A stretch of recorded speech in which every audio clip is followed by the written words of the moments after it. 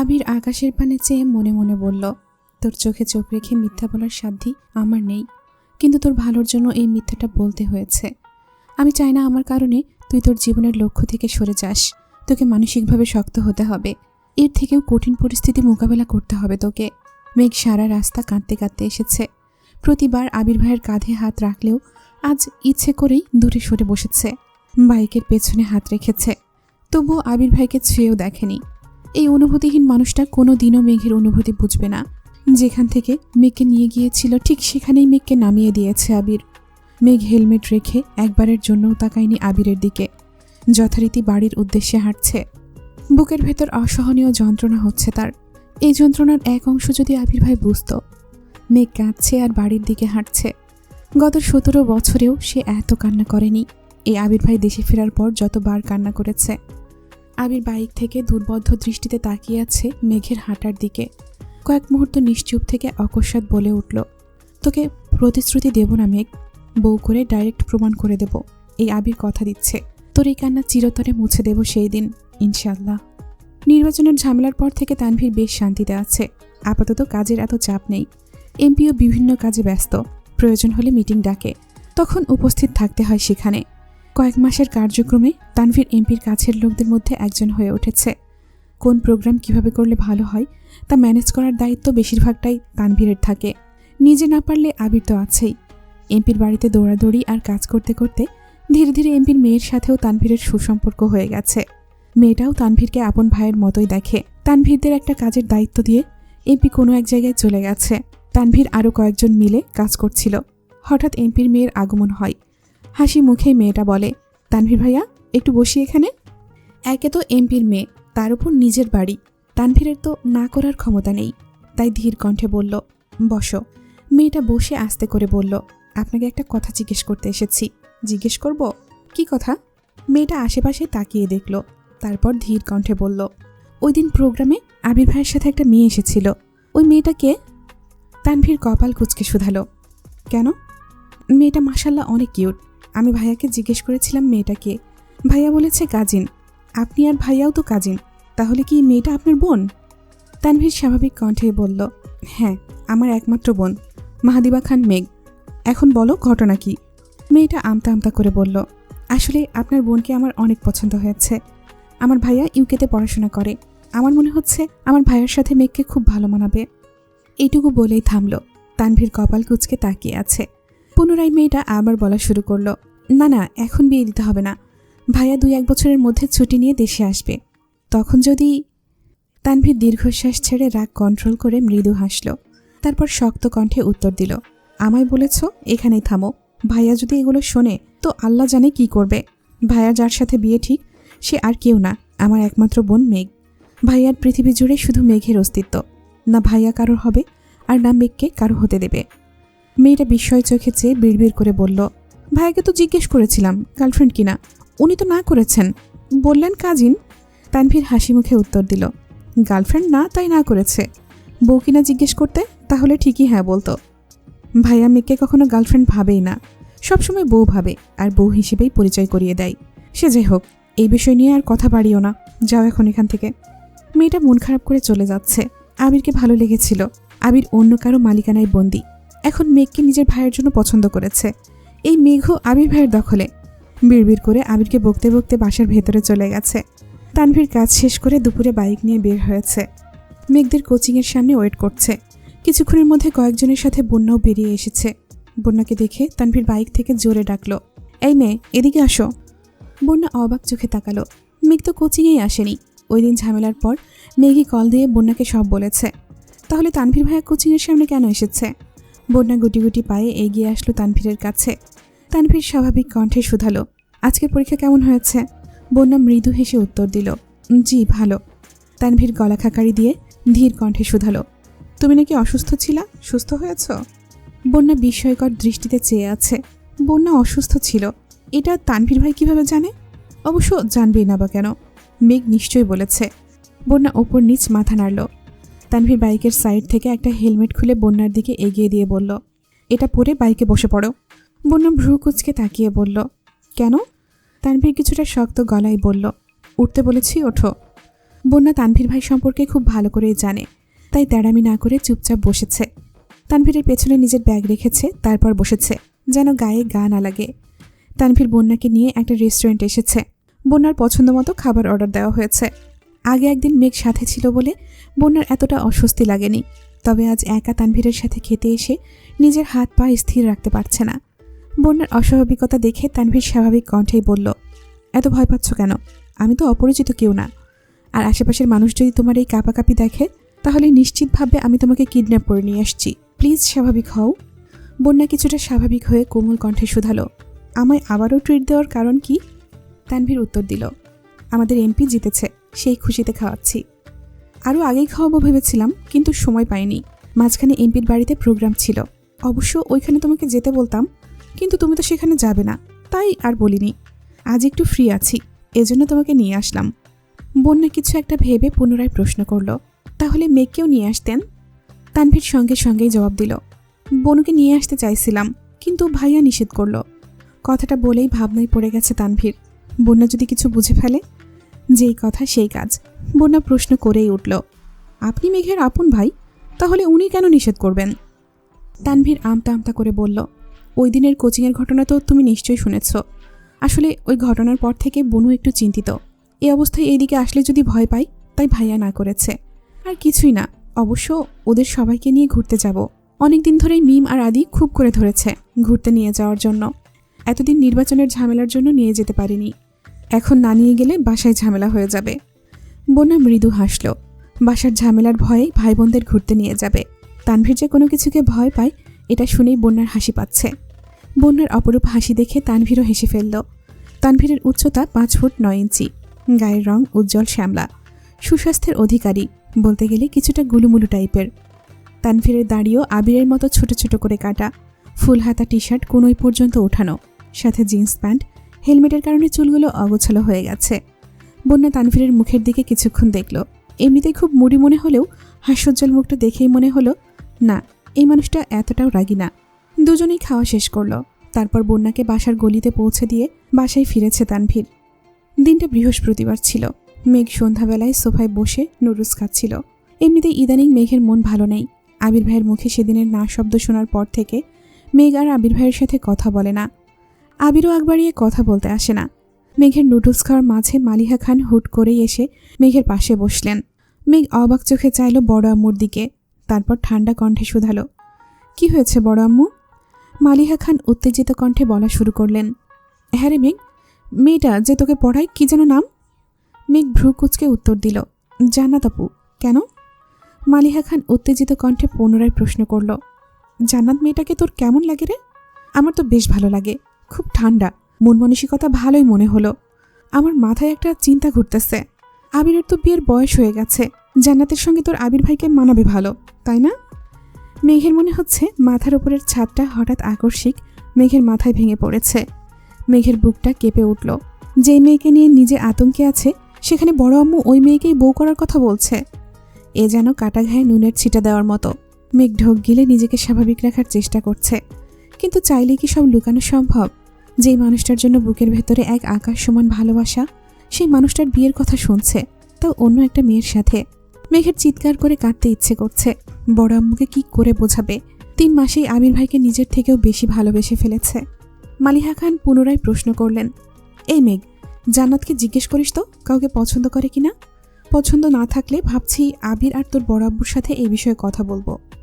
কথা শেষ করে মালিহা খান উঠে রান্নাঘরে চলে গেছেন। এদিকে মেঘের গলা দিয়ে নুডলস নামছে না, বুক ফেটে কান্না আসছে। নুডলসের প্লেট রেখে নিজের রুমে চলে গেছে। ফ্যান ছেড়ে লাউড স্পিকারে গান চালিয়ে ইচ্ছে মতো কাঁদছে। মনের কষ্ট প্রকাশ করার মতো কেউ নেই মেঘের জীবনে, তাই কান্নাই তার একমাত্র সঙ্গী। ঘণ্টাখানেক পর জান্নাত আপু পড়াতে এসেছে। মেঘ হাত মুখ ধুয়ে ফ্রেশ হয়ে নিচে পড়তে এসেছে। জান্নাত আপুকে দেখে মেঘের মাথায় শুধু বড় আম্মুর কথাগুলোই ঘুরছে। পড়াশোনা শেষে মেঘ বলল, আপু একটা কথা জিজ্ঞেস করি? জান্নাত মিষ্টি করে হেসে বলল, হ্যাঁ অবশ্যই। মেঘ শীতল কণ্ঠে প্রশ্ন করল, আপু আপনি কি কাউকে পছন্দ করেন? মেঘের এমন প্রশ্নে জান্নাতের ওষ্ঠদ্বয় আরও বেশি প্রশস্ত হলো। শান্ত স্বরে উত্তর দিল, হ্যাঁ। মেঘ যে না প্রশ্ন করতে যাবে কে সে, তার আগেই জান্নাতের ফোনে কল আসে। কল রিসিভ করে কথা বলতে বলতে মেঘের থেকে বিদায় নিয়ে জান্নাত বেরিয়ে গেছে। অষ্টাদশীর মনের ভেতর তোড়পাড় চলছে। বড় আম্মুর বলা কথাগুলো মাথায় ঘুরছে। জান্নাত আপুর বিষয়ে আবির ভাইয়ের কেয়ার, কিছুদিন আগে মেঘের কাজিন বলে পরিচয় দেওয়া, আজ জান্নাত আপুর পছন্দের মানুষ আছে জানতে পারা। সবকিছু যদি এক সুতোয় বাঁধা হয় তাহলে মেঘের কি হবে? মেঘের চোখ টলমল করছে। দুফোঁটা পানি গড়িয়ে পড়তেই মেঘ হাতের উল্টো পিঠ দিয়ে চোখ মুছে শক্ত কণ্ঠে নিজেকে শাসালো, একদম কাঁদবি না। যেই মানুষটা কোনোদিন তোর হবেই না তাকে নিয়ে কেন কাঁদছিস? মেঘ রাতে খায়নি। সবাই অনেক ডেকেছে, কিন্তু তাতেও মেঘ রুম থেকে বের হয়নি। আবির বাসায় ফেরার পর থেকে ছাদে ছিল। রুমে এসেছে শেষ রাতের দিকে, তাই সে এসবের কিছুই জানে না। শুক্রবার সকাল থেকে মেঘের কোনো হদিস নেই। তানভীর পর্যন্ত ডেকে এসেছে, কিন্তু মেঘ আসেনি। আবির ঘুম থেকে উঠেছে 12টার দিকে। শাওয়ার নিয়ে রেডি হয়ে নামাজে গেছে। মেঘ তখনও রুমে। শাওয়ার নিয়ে নামাজ পড়ে আবার শুয়ে পড়েছে। বের হয়ে আবির ভাই আর বড় আব্বুর মুখোমুখি হওয়ার বিন্দুমাত্র ইচ্ছে নেই তার। আবির নামাজ থেকে এসে খেতে বসেছে, বাকিরাও খেতে বসেছে। আকলিমা খান হালিমা খানকে উদ্দেশ্য করে আস্তে করে বললেন, মেজো আপা, মেঘ তো এখনও খেতে আসলো না। এই কথা আবিরের কান পর্যন্ত পৌঁছে গেছে। মুখে খাবার দিতে গিয়েও থেমে গেল। সহসা তানভীরের দিকে তাকিয়ে ইশারা দিল। তানভীর সঙ্গে সঙ্গে উঠে গেছে। মেঘকে ডেকে ধমকে নিয়ে এসেছে। মেঘের চোখ মুখ ফুলে আছে, চুলগুলো এখনও ভেজা। চুল থেকে টুপটুপ করে পানি পড়ছে। মাথা নিচু করে খেতে বসেছে। চুল দিয়ে বেশ অর্ধেক মুখ ঢেকে রেখেছে, কিন্তু আবির মেঘের বিপরীতে বসাই স্পষ্ট মেঘের চোখ, নাক, মুখ দেখতে পাচ্ছে। আবির খাওয়ার মাঝখানে বেশ কয়েকবার মেঘের দিকে তাকিয়েছে। ভেবেই পাচ্ছে না কি হলো, কিন্তু মেঘ ভুল করেও একবারও মুখ তুলে তাকায়নি। মেঘের হাবভাব দেখে মোজাম্মেল খান রেগে গেলেন। কঠিন স্বরে বললেন, পরীক্ষা যত কাছে আসছে তোমার অমনোযোগিতা ততই বাড়ছে। যা যা চাইতেছ সবই তো তোমাকে দেওয়া হচ্ছে, তারপরে তোমার পড়াশোনার এত অবহেলা। শুনলাম ইদানিং কোচিংয়েও যাচ্ছ না, অবশ্য যাবেই বা কীভাবে? যাই হোক, বাড়িতে অন্তত ঠিকমতো পড়াশোনা করো। আবির খাওয়া বন্ধ করে দাঁতে দাঁত চেপে বসে আছে। আবিরের অন্য হাত টেবিলের নিচে, তানভীর চেপে ধরে রেখেছে। আবির প্লেটের খাবার শেষ করে সবার আগে উঠে গেছে। অন্যদিকে না তাকিয়ে সোজা রুমে চলে গেছে। 1 থেকে 1.5 ঘন্টা পর তানভীর মিম আর আদিকে ডেকে বলেছে রেডি হওয়ার জন্য, ঘুরতে নিয়ে যাবে। 2 ভাই বোন খুশিতে গদগদ হয়ে রেডি হতে চলে গেছে। জীবনে প্রথমবার বাইকে ঘুরতে যাচ্ছে। আবির আগে থেকেই রেডি হয়ে সোফায় বসে আছে। শুক্রবার মানেই আবিরের পাঞ্জাবি পরার দিন। বেগুনি রঙের একটা সুন্দর ডিজাইনের পাঞ্জাবি পরেছে, সাথে সাদা রঙের প্যান্ট। বেলি ফুলের সুগন্ধযুক্ত তীব্র পারফিউম দিয়েছে গায়ে, সাথে একটা সুন্দর ডিজাইনিং ঘড়ি। চুলগুলো সুন্দর করে স্টাইল করেছে, যদিও হেলমেট পরলে চুলগুলো অগোছালো হবেই। আবির সোফায় বসে ফোন চাপছিল। তানভীরের পরনে পাঞ্জাবি আর লুঙ্গি। নামাজ থেকে এসে লুঙ্গি পরেছিল, এখনও তাই পরনে। প্যান্ট পরার সময়ও পাচ্ছে না ছেলেটা। সিঁড়ি দিয়ে নিচে নেমে আবিরের থেকে কিছুটা দূরে দাঁড়িয়ে বিড়বিড় করে বলল, ভাইয়া, বনু তো ঘুরতে যাবে না বলছে। সঙ্গে সঙ্গে আবির চোখ রাঙিয়ে তাকিয়েছে। তানভীর ঢোক গিলে ছোট করে বলল, আচ্ছা আমি রাজি করাচ্ছি। আবার দ্রুত দৌড় দিল বোনের রুমের দিকে। মেঘকে বোঝাচ্ছে, কিন্তু মেঘ কোনো কিছুতেই রাজি হচ্ছে না। রাগে চিৎকার করছে, বললাম তো যাব না, তোমরা ঘুরে আসো, আমার ইচ্ছে নেই। তানভীর আবার নিচে চলে এসেছে। আবিরকে কিছু বলার আগেই আবিরের তপ্ত দৃষ্টি দেখে ভয়ে বোনকে রাজি করাতে গেছে। 4-5 বার ওপর নিচ করতে করতে অবশেষে বোনকে রাজি করাতে সক্ষম হয়েছে। মেঘ রাজি হয়েছে শুনে আবির বসা থেকে উঠে বেরিয়ে বাইকে বসে আছে। তানভীর সহ সবাই রেডি হয়ে বেরিয়েছে। তানভীর আবিরের কাছে গিয়ে দাঁড়িয়ে আস্তে করে বলল, বনুকে রাজি করিয়ে এনেছি ঠিকই, কিন্তু একটা শর্ত দিয়েছে, সে তোমার বাইকে যাবে না। আবির অন্যদিকে মুখ করে কিড়মির করে বলল, তোর বোন আমার সাথে না গেলে তোর খবর আছে। তানভীর মনে মনে বলল, আল্লাহ তুমি আমায় উদ্ধার করো। 2 দিকে আগ্নেয়গিরি, মাঝখানে আমি অসহায় 1 বালতি পানি, কি করে সামলাবো এই 2 পাগলকে? তানভীর বাধ্য হয়ে মেঘকে বোঝাতে গেল। মেঘ মাত্রা অতিরিক্ত রেগে আছে। আজ তানভীরের কথা শোনা বা মানার কোনো ইচ্ছেই নেই। আবির ভাইয়ের সাথে যাবে না মানে যাবেই না। তানভীর আবিরের দিকে তাকাতেই দেখল আবির রাগে ফুঁসছে। তানভীর বিড়বিড় করে বলল, কি মুসিবতে পড়লাম আমি। কোনো কিছুতেই যখন বোনকে মানাতে পারছিল না, তখন তানভীর বলে উঠল, দেখ বনু, ভাইয়ার বাইকে একজনই বসতে পারবে, 2 জন বসলে রিস্ক হয়ে যাবে। আমার বাইকে 2 জন বসা গেলেও 2 জন মেয়ে বসা যাবে না। মিম জীবনে প্রথমবার বাইকে উঠবে, তোরা 2 জন একসাথে বসলে যদি অ্যাক্সিডেন্ট করে ফেলি, তাই বলছি তুই ভাইয়ার সাথে যা। মেঘ এপাশ ওপাশ মাথা নাড়িয়ে বলল, আমি এসব জানি না, আমি ওই বাইকে যাব না। তাহলে তোমরাই ঘুরে আসো, আমি যাব না। তানভীর আঁতকে উঠে বলল, না তুই যাবি প্লিজ, এইটাই লাস্ট টাইম, এরপর থেকে আমি তোকে নিয়ে যাব, এবারের মতো ভাইয়ার সাথে চলে যা। এই কথা তো বলে ফেলেছে, কিন্তু ঘুরে ভাইয়ের দিকে তাকানোর সাহস পাচ্ছে না। কারণ এই কথা শুনে নিশ্চিত আবিরের রাগ দ্বিগুণ বেড়েছে। আর ভাইয়ের রক্তবর্ণের চোখে চোখ রাখার ক্ষমতা তানভীরের নেই। সে তো বনুকে বোঝানোর জন্য এই কথা বলেছে, কিন্তু আবির তো এটা সহ্য করবে না। মেঘ শক্ত কণ্ঠে বলল, ঠিক আছে। তানভীর দীর্ঘশ্বাস ছেড়ে হাসল। বোনকে মানাতে পেরেছে, এতেই শুকরিয়া। মেঘ আবিরের পেছনে বসেছে ঠিকই, কিন্তু মাঝখানে এক হাত ফাঁকা রেখেছে। আবির উচ্চস্বরে বলে উঠল, তানভীর, তোর বোনরে বল ধরে বসতে, না হয় রাস্তায় আদমরা হয়ে পড়ে থাকবে, তখন তোর বোনের জন্য কাঁদিস না। আবির ভাইয়ের ভারী কণ্ঠে হুঙ্কার শুনে মেঘ সঙ্গে সঙ্গে আবির ভাইয়ের কাঁধ চেপে ধরে আবিরের কাছাকাছি এসে বসল। আবির হেলমেটের আড়ালেই মৃদু হাসল, তারপর বাইক স্টার্ট দিল। আর এইদিকে তানভীর বিড়বিড় করে বলছে, আহারে, আমার বোনের কিছু হলে আমার আগে তুমিই মইরা যাবা। তানভীরও রীতিমতো মিম আর আদিকে নিয়ে বাইক স্টার্ট দিল। 3 ঘন্টা ঘুরেছে, সবার পছন্দ মতো খাবার খেয়েছে, নাগরদোলায় উঠেছে, অথচ মেঘের মুখে হাসির ছিটে ফোটাও নেই। সে জড়বস্তুর ন্যায় আচরণ করছে। মেঘকে এতটা উদাসীন থাকতে দেখে আবিরেরই কষ্ট হচ্ছে। আবির তো চেয়েছিল মেঘের মনোযোগ যেন আবিরের থেকে কিছুটা সরে পড়াশোনায় যায়। সে তো কখনোই চায়নি তার অষ্টাদশী এভাবে মুখ গোমড়া করে থাকুক। মিম, আদি আর তানভীরকে বাড়ি পাঠিয়ে দিয়ে আবির মেঘকে নিয়ে অনেকটা পথ পেরিয়ে একটা নির্জন রাস্তায় এসেছে। রাস্তার পাশে অনেকটাই দূরে দূরে ল্যাম্পপোস্টের লাইটের আলো জ্বলছে। আবির বাইক থামিয়ে হেলমেট খুলে রাখল, তারপর ঠান্ডা কণ্ঠে শুধালো, কি হয়েছে তোর? নির্জন রাস্তায় আচমকা এমন প্রশ্নে মেঘ কিছুটা কেঁপে উঠেছে। কি বলবে সে? এই প্রশ্নের উত্তর মনের ভেতর থাকলেও বলার মতো সাহস নেই মেঘের। সামান্য এক প্রশ্নেই যে থাপ্পড় খেয়েছিল, আজ যদি বিয়ে নিয়ে কথা বলে তাহলে তো এই নির্জন রাস্তায় মেরেই ফেলে রেখে যাবে। এইসব ভেবেই মেঘের শরীর কাঁপছে। আবির পুনরায় প্রশ্ন করল, তোর কি শরীর খারাপ লাগছে? মেঘ ঢোক গিলে আস্তে করে বলল, না, ঠিক আছি। আবির শক্ত কণ্ঠে শুধালো, তাহলে বল, তুই কি নিয়ে এত আপসেট? পরীক্ষা নিয়ে টেনশনে আছিস? মেঘের মনে অন্য চিন্তা থাকা সত্ত্বেও ওপর নিচ মাথা নাড়ল। আবির ভারী কণ্ঠে বলা শুরু করলো, অ্যাডমিশন টেস্ট নিয়ে এত ভাবিস না। তোর কাজ পড়াশোনা করা, তুই শুধু তাই কর, আর নামাজ পড়ে আল্লাহর কাছে যাইবি। কে কি বলল, কে কি করছে, কোথায় কি হচ্ছে, এইসব ভেবে মাথা নষ্ট করার প্রয়োজন নেই।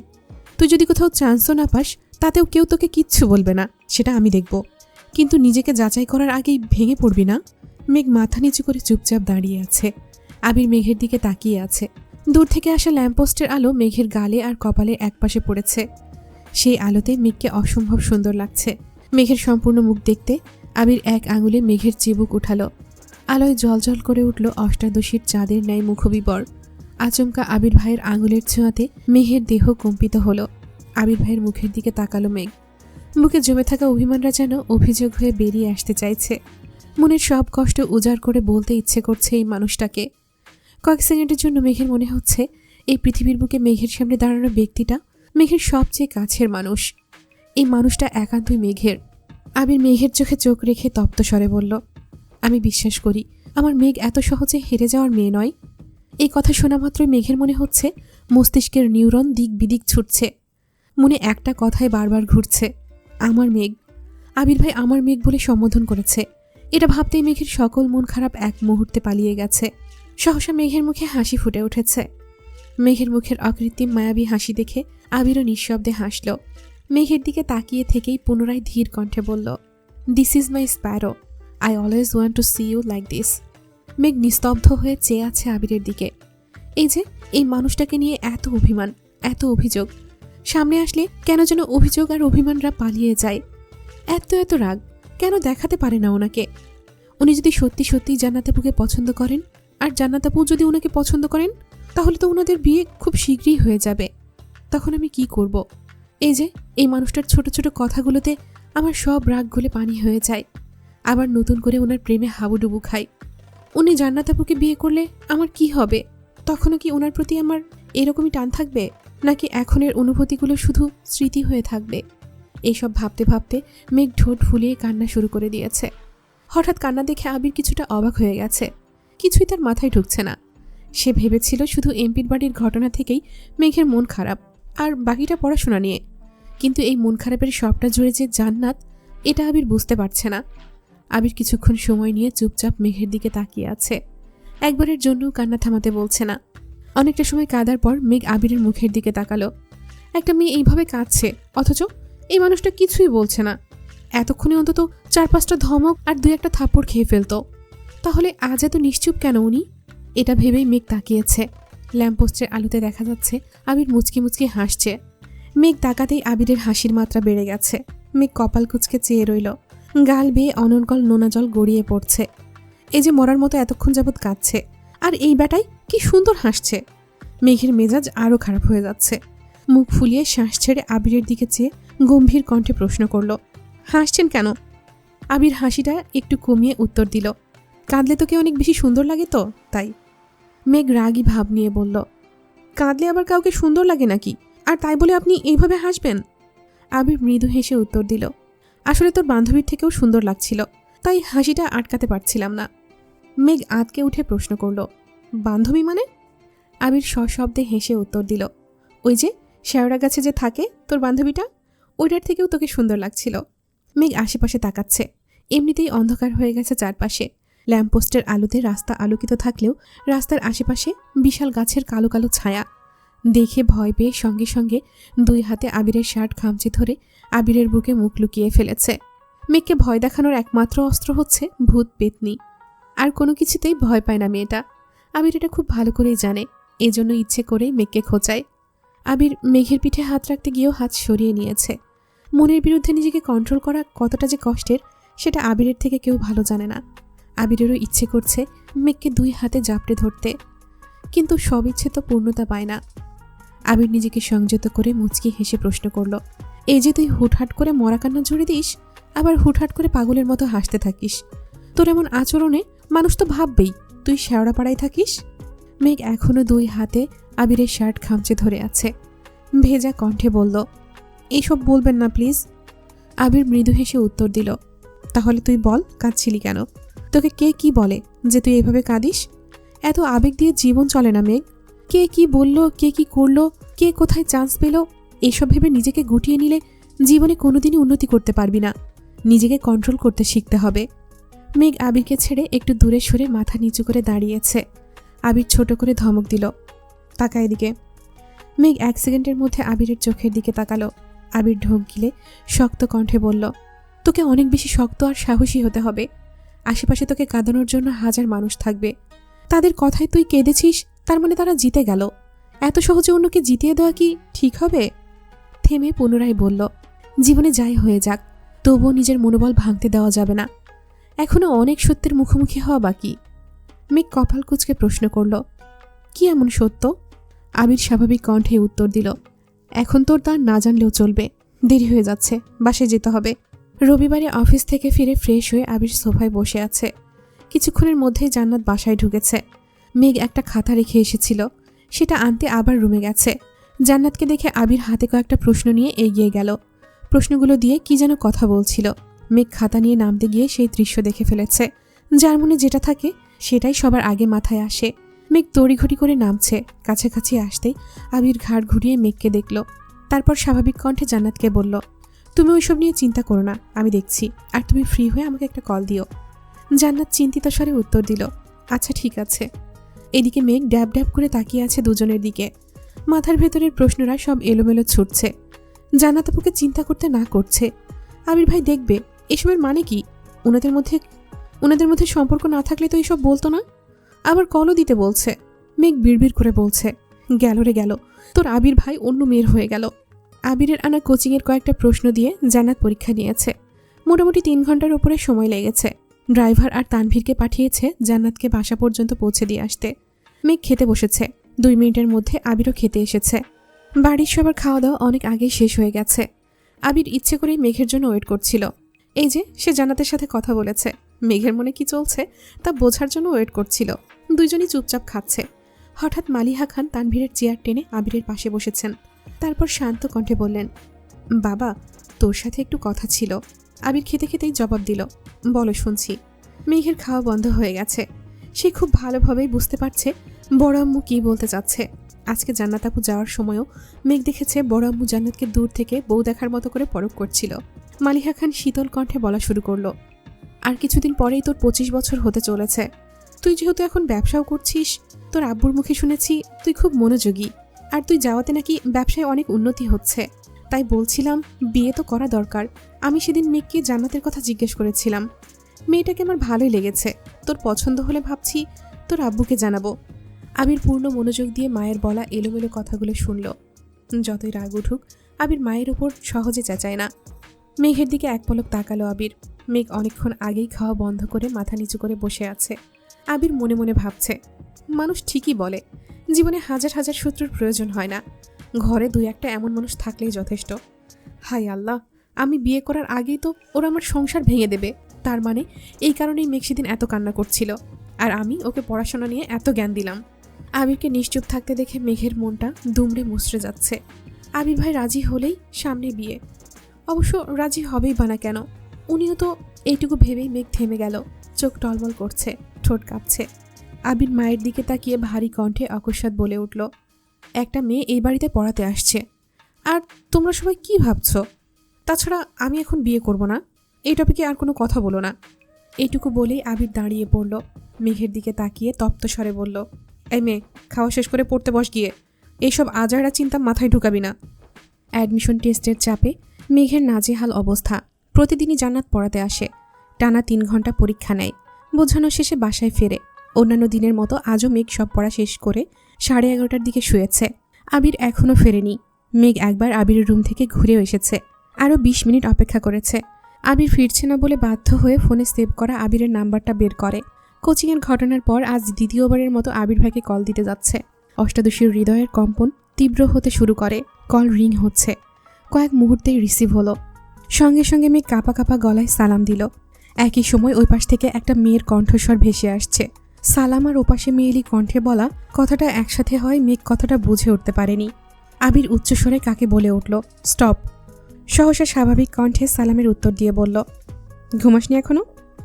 আবিরের স্টপ শুনে মেঘ এখনও স্টপ হয়ে আছে। কোনো মেয়ে কি বলেছে? আবির ভাই এখন কোথায়? কিছুই ভেবে পাচ্ছে না। কিছুটা ভেবে চিনতে মেঘ প্রশ্ন করল, আপনি এখন কোথায়? বাসায় কখন আসবেন? আবির গম্ভীর কণ্ঠে উত্তর দিল, বাসায় ফিরতে একটু দেরি হবে। কেন? মেঘ পুনরায় প্রশ্ন করল, কোথায় আছেন? আবির রাশভারী কণ্ঠে উত্তর দিল, একটা কাজে আসছি, তানভীরও আছে আমার সাথে, চিন্তা করিস না। মেঘ খুশি হয়েও হতে পারল না।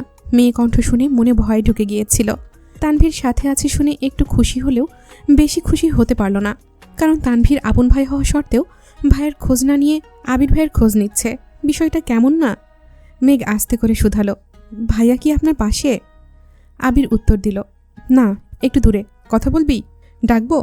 মেঘ সঙ্গে সঙ্গে বলে উঠল, না না, এমনিতেই। আসছেন না যে, অপেক্ষা করছি। আবির ঠান্ডা কণ্ঠে বলল, অপেক্ষা করতে হবে না, আমরা চলে আসব। মেঘ আস্তে করে বলল, টেনশনে ঘুম আসছে না। আবির কপাল কুঁচকে স্বাভাবিক কণ্ঠে উত্তর দিল, আচ্ছা আসতেছি। মেঘ বেলকনিতে দাঁড়িয়ে অপেক্ষা করছে। অনেকক্ষণ পর আবির আর তানভীর বাসায় ফিরেছে। তানভীর আগে আগে বাসায় ঢুকে পড়লেও আবির নিচে দাঁড়িয়ে কারোর সাথে ফোনে কথা বলছে। মেঘ বেলকনি থেকে দাঁড়িয়ে সেই দৃশ্য দেখছে, ঠোঁটে তার মিষ্টি হাসি। মেঘ বিড়বিড় করে বলছে, আবির ভাইয়ের উপস্থিতি যে আমার হৃদয়ে বসন্ত জাগাতে সক্ষম, উনি কবে বুঝবেন এইটা? মেঘ আনমনে কত কি ভেবে যাচ্ছে। কখন আবির বাসায় ঢুকেছে অষ্টাদশীর সেই খেয়াল নেই। আবির নিজের রুমে না গিয়ে সোজা মেঘের রুমে এসেছে। মেঘকে রুমে না পেয়ে যেই না বেলকনির দিকে যাবে তখনই দৃষ্টি পড়ে মেঘের খাতার দিকে। কেমিস্ট্রি বিক্রিয়ার পাশে বড় অক্ষরে লেখা আবির ভাই। আবির তৎক্ষণাৎ খাতাটা হাতে নিয়েছে। লাস্ট কয়েকটা পৃষ্ঠা উল্টে দেখেছে। পড়ার ফাঁকে ফাঁকে খাতা জুড়ে আবির ভাই লেখা, আরও কিছু কিছু রোমান্টিক লাইন, কবিতার অংশ, গানের লাইন, এইসব লেখা। এইসব দেখে আবিরের মাথায় রক্ত উঠে গেছে। খাতা টেবিলের উপর ছুঁড়ে ফেলে বেলকনিতে পা রাখতে রাখতে চিৎকার দিয়ে বলে উঠল, এই মেয়ে, সমস্যা কি তোর? আচমকা আবির ভাইয়ের কণ্ঠস্বর শুনে মেঘ চমকে ওঠে। আবিরের রাগান্বিত মুখবিবর দেখে ভয়ে 2 পা পিছিয়ে মাথা নিচু করে নরম স্বরে বলে, কোনো সমস্যা নেই। আবির দ্বিতীয়বারের মতো চিৎকার করে উঠল, তুই কি পড়াশোনা করবি নাকি করবি না? মেঘের মাথায় কিছুই ঢুকছে না। আবির ভাইকে বাসায় আসতে বলার সাথে মেঘের পড়াশোনার কি সম্পর্ক? জান্নাতাপুর নেওয়া পরীক্ষাতে তো ভালোই মার্কস পায়, তাহলে আবির ভাই এমন করছে কেন? মেঘ ঢোক গিলে ছোট করে বলল, করব। আবির রাগান্বিত কণ্ঠে বলল, লোক দেখানো পড়াশোনা করার দরকার নেই। তোর জন্য লাস্ট ওয়ার্নিং, যদি তুই ঢাকা বিশ্ববিদ্যালয়ে চান্স না পাস, তোর 2 পা ভেঙে ঘরে বসায় রাখবো। পড়াশোনা যদি করতে চাস তাহলে চান্স পাইতে হবে, আর না হয়। এইটুকু বলেই আবির থামল। চোখে মুখে একরাশ বিরক্তি আর ক্রোধ। 1 সেকেন্ড না দাঁড়িয়ে চলে যায়। মেঘের টেবিলের পাশে থাকা কাঠের চেয়ারে সজোরে লাথি দিয়ে রুম থেকে বেরিয়ে পড়েছে। লাথিটা চেয়ারে দিলেও কেঁপে উঠেছে অষ্টাদশীর সর্বাঙ্গ। মাথায় ঢুকছে না কিছুই। কি এমন হলো যে আবির ভাই এতটা রেগে আছে? বাসায় ফেরার কথা বলে কি ভুল করে ফেলেছে? উনি কি কোথাও গিয়েছিল? মেঘ কিছুক্ষণ পর রুমের দিকে পা বাড়ায়। চেয়ারটা ফ্লোরে পড়ে আছে। মেঘ চেয়ারটা তুলে ঠিকমতো রাখতে গেলেই চোখে পড়ে খাতাটা। ফ্যানের বাতাসে খাতার পৃষ্ঠা উঠছে। মেঘ সঙ্গে সঙ্গে খাতা হাতে তুলে নেয়। খাতা জুড়ে আবির ভাই লেখা দেখে কলিজা শুকিয়ে গেছে। বিড়বিড় করে বলছে, সর্বনাশ, এই খাতা কি আবির ভাই দেখে ফেলেছেন? তখনই আবির আবার রুমে আসছে। ফ্যান বন্ধ করে মেঘের হাত থেকে খাতাটা একটানে নিয়ে হাতে থাকা লাইটার দিয়ে আগুন জ্বালিয়ে দিয়েছে। মেঘ বিস্ময়কর দৃষ্টিতে তাকিয়ে আছে। বিশালাকার চোখে সেই আগুন স্পষ্ট প্রতীয়মান। আগুনের মাত্রা বাড়তে শুরু করেছে, তাই আবির খাতা ছেড়ে দিয়েছে। ফ্লোরে খাতাটা পড়তেই আগুন দ্বিগুণ বেড়ে গেছে। আবির সেই আগুনের দিকে তাকিয়ে রাশভারী কণ্ঠে বলে, ভবিষ্যতে এই ঘটনার পুনরাবৃত্তি ঘটলে তার ফলাফল আরও বেশি ভয়ানক হবে, মনে থাকে জানো। আবির চলে গেছে। মেঘ কিছুক্ষণ দাঁড়িয়ে থেকে সে আগুন দেখে, তারপর সেখানেই বসে পড়ে। নির্বাক চোখে চেয়ে আছে পোড়া খাতার অবশিষ্ট অংশের পানে। আবির শুধু খাতা পোড়ায়নি, পুড়িয়েছে অষ্টাদশীর হৃদয়ে বাড়তে থাকা ভালোবাসাটাকে। আবির কিছু না বলেও বুঝিয়ে দিয়েছে আবিরকে ভালোবাসার যোগ্যতা মেঘের নেই। আবির ভাইয়ের ক্রোধিত আখিতে অষ্টাদশীর কোমল মন ঝলসে গেছে। চোখ বেয়ে আজ এক ফোঁটা পানিও পড়ছে না, কেমন যেন পাথরের ন্যায় বসে আছে। এক সপ্তাহ পর শুক্রবার সন্ধ্যাতে আবির বন্ধুদের সাথে আড্ডা দিতে বেরিয়েছে। কিছুক্ষণের মধ্যেই তানভীর সেখানে হাজির হলো। আজ তানভীরের তেমন কাজ নেই, বন্ধুদের সাথে ঘোরাঘুরি করেছে। বিকেলের দিকে এমপির বাড়ি থেকেও ঘুরে এসেছে। কি করবে ভেবে না পেয়ে বড় ভাইদের সাথে আড্ডা দিতে এসেছে। তানভীর হাসি মুখে সবার সাথে হ্যান্ডশেক করে একটা চেয়ার টেনে বসলো। সবাই তানভীরকে পেয়ে প্রশ্ন করা শুরু করেছে, নির্বাচন নিয়ে, তানভীরের কাজ নিয়ে, এমপির কর্মসূচি নিয়ে। তানভীর যা জানে সব কিছুরই উত্তর দিচ্ছে ঠিক মতো। আবির চুপচাপ বসে ফোন চাপছে। আড্ডার কেন্দ্রবিন্দু তানভীর হওয়ায় মেঘের টপিক উঠতে বেশি সময় লাগলো না। এতদিন সবাই তানভীরকে আবিরের ছোট ভাই হিসেবে সম্বোধন করে এসেছে। রাকিব সব জানলেও বরাবরই সে ভদ্র মানুষ ছিল। তবে এখন সবাই জানে মেঘের কথা। মেঘ আর আবিরের কথা জানার পর আজই তানভীরকে পেয়েছে, তাই সবাই নতুনভাবে তানভীরের সাথে পরিচিত হচ্ছে। কথায় কথায় লিমন বলে উঠল, তানভীর, তুই তোর বোনকে আবিরের কাছে বিয়ে দিতে রাজি হয়েছিস কেন? তানভীর আবিরের দিকে তাকিয়ে স্বাভাবিক কণ্ঠেই বলল, আমার বিশ্বাস ভাইয়া আমার বোনকে সারা জীবন রাজরানী করে রাখবে। আমার বোনের জীবনে যতই ঝড় আসুক না কেন, ভাইয়া সব সময় তার ঢাল হয়ে দাঁড়াবে। ভাই হিসেবে এর থেকে বেশি আমি আর কি চাইব? রাসেল সঙ্গে সঙ্গেই বলে উঠল, আমার একটা প্রশ্ন আছে। তানভীর বলল, বলো ভাইয়া। রাসেল একটু ভেবে, এই যে তুই আবিরকে ভাইয়া ডাকিস, তোর বাকি ভাই বোনেরাও আবিরকে ভাইয়া ডাকে, তাহলে মেঘ কেন ডাকে না? তানভীর সশব্দে হেসে উত্তর দিল, তোমার কি মনে হয় বনু ডাকেনি? সত্যি বলতে বনু আমায় ভাইয়া বলে অভ্যস্ত হয়ে গিয়েছে, তাই ভাইয়াকে তো শুধু ভাইয়া ডাকতে পারে না। ভাইয়া দেশে ফেরার পর প্রথম বনু ভাইয়াকে একবার আবির ভাইয়া, একবার আবির ভাই এমন করে ডাকতো। একদিন বড় আম্মুর সামনে আবির ভাই বলাই বড় আম্মু বললেন, ভাইয়ের নাম ধরে ডাকিস না, বড় ভাইয়া বলে ডাকবি।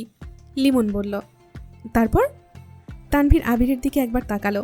আবির চুপচাপ বসে আছে, কারণ সে ভালো করেই জানে তানভীর আসলেই বন্ধুরা আবিরের কুকীর্তি জানতে চাইবে। আবিরকে চুপচাপ থাকতে দেখে তানভীর একটু সাহস নিয়ে পুনরায় বলা শুরু করলো। পরে আর কি, বনু কিছু বলার আগেই ভাইয়া চিৎকার দিয়ে উঠেছে।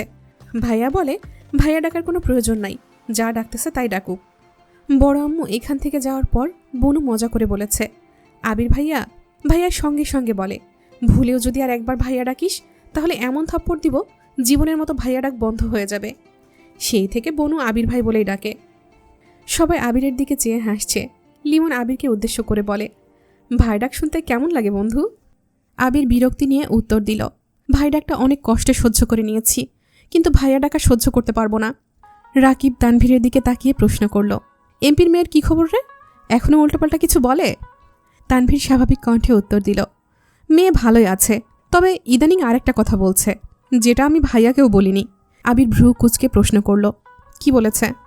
তানভীর ঢোক গিলে আস্তে করে বলল, এমপির মেয়ের বনুরে অনেক ভাল লাগছে। আবির কপাল কুচকে গম্ভীর কণ্ঠে বলল, তো? তানভীর আস্তে করে বলল, এমপির ছেলের বউ মানে এমপির মেয়ে ভাবি বানাতে চায়। আবির বসা থেকে উঠে রাগান্বিত কণ্ঠে শুধালো, কি? তানভীর চেয়ার থেকে উঠে দৌড়ে গিয়ে রাকিবের পেছনে লুকিয়েছে। রাকিবও দাঁড়িয়ে পড়েছে। লিমন আর রাসেল সঙ্গে সঙ্গে আবিরকে ধরেছে। তানভীর রাকিবের পেছন থেকে উচ্চস্বরে বলে উঠল, তুমি এইভাবে আমায় মারতে পারো না, ভুলে যেও না আমি তোমার সম্বন্ধী হই। আবির রাগে ফুঁসতে ফুঁসতে বলল, এই কথাটা মাথায় রাখি বলেই আজ পর্যন্ত তুই আমার হাতে মায়ের খাস নাই। রাকিব হাসতে হাসতে বলে, তানভীর, তোর ভাগ্য ভালো, শালা হলে যে কি দশা হইতো তোর আল্লাহই ভালো জানে। আবির রাগান্বিত কণ্ঠে বলল, তানভীর, আমি তোরে আগেই না করছিলাম ওই বাড়িতে মেয়েকে নিয়ে যাওয়ার দরকার নাই, তুই জোর করেছিলি বলেই আমি নিয়েছিলাম। এমপির মেয়েরে এমনি সহ্য হয় না, আর এখন আবার ভাই। ছেলের নাম কি, কই পাবো এটা বল শুধু। তানভীর ঠান্ডা কণ্ঠে বলল, ছেলে ইউকেতে থাকে, ছেলে এসবের কিছুই জানে না। এমপির মেয়েরই ভালো লেগেছিল, আমি না করে দিয়েছি, বলেছি বনু তোমার বউ, কাহিনী যেন না বাড়ায়। আবির গম্ভীর কণ্ঠে শুধালো, আমায় আগে বলিসনি কেন? তানভীর তখনও রাকিবের পেছনেই লুকিয়ে আছে, ধীর কণ্ঠে বলল, এখানে 4 জনের সামনে বলেই যান বাঁচানো কষ্টকর হয়ে যাচ্ছে, বাড়িতে আমায় একা পেয়ে যে মায়ের দিবা না তার কি গ্যারান্টি আছে? আবির কণ্ঠ দ্বিগুণ ভারী করে বলল, এমপির মেয়েটা যদি ছেলে হইতো তাহলে এর খবর আসছিল, এমপির ছেলে দেশে ফিরে আসলে জানাস তো? তানভীর চিন্তিত স্বরে বলল, কেন, মারবা নাকি? ছেলে তো কিছুই জানে না। আবির স্বাভাবিক কণ্ঠে উত্তর দিল, সেটা সময় বলে দেবে। আরও ঘন্টা 2 আড্ডা দিয়ে 10টার পর বাসায় ফিরেছে 2 ভাই। মেঘের জন্য খাবার নিয়েছে, তবে সেই খাবার আজ আর আবির দেয়নি। তানভীরকে দায়িত্ব দিয়ে আবির নিজের রুমে চলে গেছে। আবির চাইছে মেঘ তার সর্বোচ্চটা চেষ্টা করুক, আবিরের জন্য যেন মেঘের পড়াশোনার কোনো সমস্যা না হয়। মেঘকে শক্ত আর স্বাভাবিক করতেই আবিরের এই কঠিন পদক্ষেপ নেওয়া। অবশেষে আজ সেই কাঙ্ক্ষিত দিন, ঢাকা বিশ্ববিদ্যালয়ের ক ইউনিটের ভর্তি পরীক্ষা। মেঘ সকাল সকাল রেডি হয়ে নিচে নামল। পরীক্ষায় কান ঢাকা নিষেধ, এই জন্য হিজাব পরেনি আজ। খেতে বসেছে ঠিকই, কিন্তু খাবার গলা দিয়ে নামছে না। প্রিপারেশনে আলহামদুলিল্লাহ, কিন্তু মাত্রা অতিরিক্ত দুশ্চিন্তায় গত 2 রাত ঘুমাতে পারেনি। গতকাল রাতেই ঠিক হয়েছে গাড়ি থেকে বাইকে গেলে সুবিধাজনক হবে, তাই তানভীর মেঘকে পরীক্ষার হলে নিয়ে যাবে। কিন্তু সকাল থেকে তানভীরের হদিস নেই, এখনো ঘুম থেকেই ওঠেনি। ইকবাল খান জেন্না তানভীরকে ডাকতে যাবে, তখনই চোখে পড়ল আবির রেডি হয়ে নামছে। ইকবাল খান আবিরকে দেখেই উচ্চস্বরে বলে উঠলেন, কিরে আবির, তুই কোথাও যাচ্ছিস নাকি? আবির স্বাভাবিক কণ্ঠে উত্তর দিল, তানভীর একটু অসুস্থ, বলল মেঘকে নিয়ে যেতে। যেহেতু আজ শুক্রবার তাই ভাবলাম নিয়েই যাই। মোজাম্মেল খান বলে উঠলেন, ভালোই হয়েছে, ওই ছেলের দিয়ে কোনো বিশ্বাস নাই, দেখা গেল যাইতে যাইতে পরীক্ষায় শেষ হয়ে যাবে, তার থেকে ভালো তুই নিয়ে যা। আবির মৃদু হাসল। মালিহা খান ছেলেকে ডাকলেন, বললেন, তোকে খেতে দেব? আবির খাবে না বলে বেরিয়ে গেছে। কিছুক্ষণের মধ্যে মেঘও বেরিয়েছে। সবাই গেট পর্যন্ত মেঘকে বোঝাতে বোঝাতে এগিয়ে দিতে এসেছে। 1 ঘন্টার মধ্যে উপস্থিত হলো পরীক্ষার কেন্দ্রে। চারপাশে অসংখ্য শিক্ষার্থী আর তার সাথে অভিভাবক। শুধু বন্ধুরা মিলেও পরীক্ষা দিতে এসেছে। কেউ কেউ রাস্তার পাশে বসে পড়তে ব্যস্ত। মেঘ আশেপাশের পরিবেশ দেখে আরও বেশি শঙ্কিত হয়ে যাচ্ছে। এখনও গেটই খোলা হয়নি, মেঘ আশেপাশে এত শিক্ষার্থী দেখতে ব্যস্ত, অথচ আবির মেঘের দিকে তাকিয়ে আছে। আবির হঠাৎই শীতল কণ্ঠে ডাকল, মেঘ। মেঘ আবিরের মুখের পানে তাকিয়ে উত্তর দিল, জি।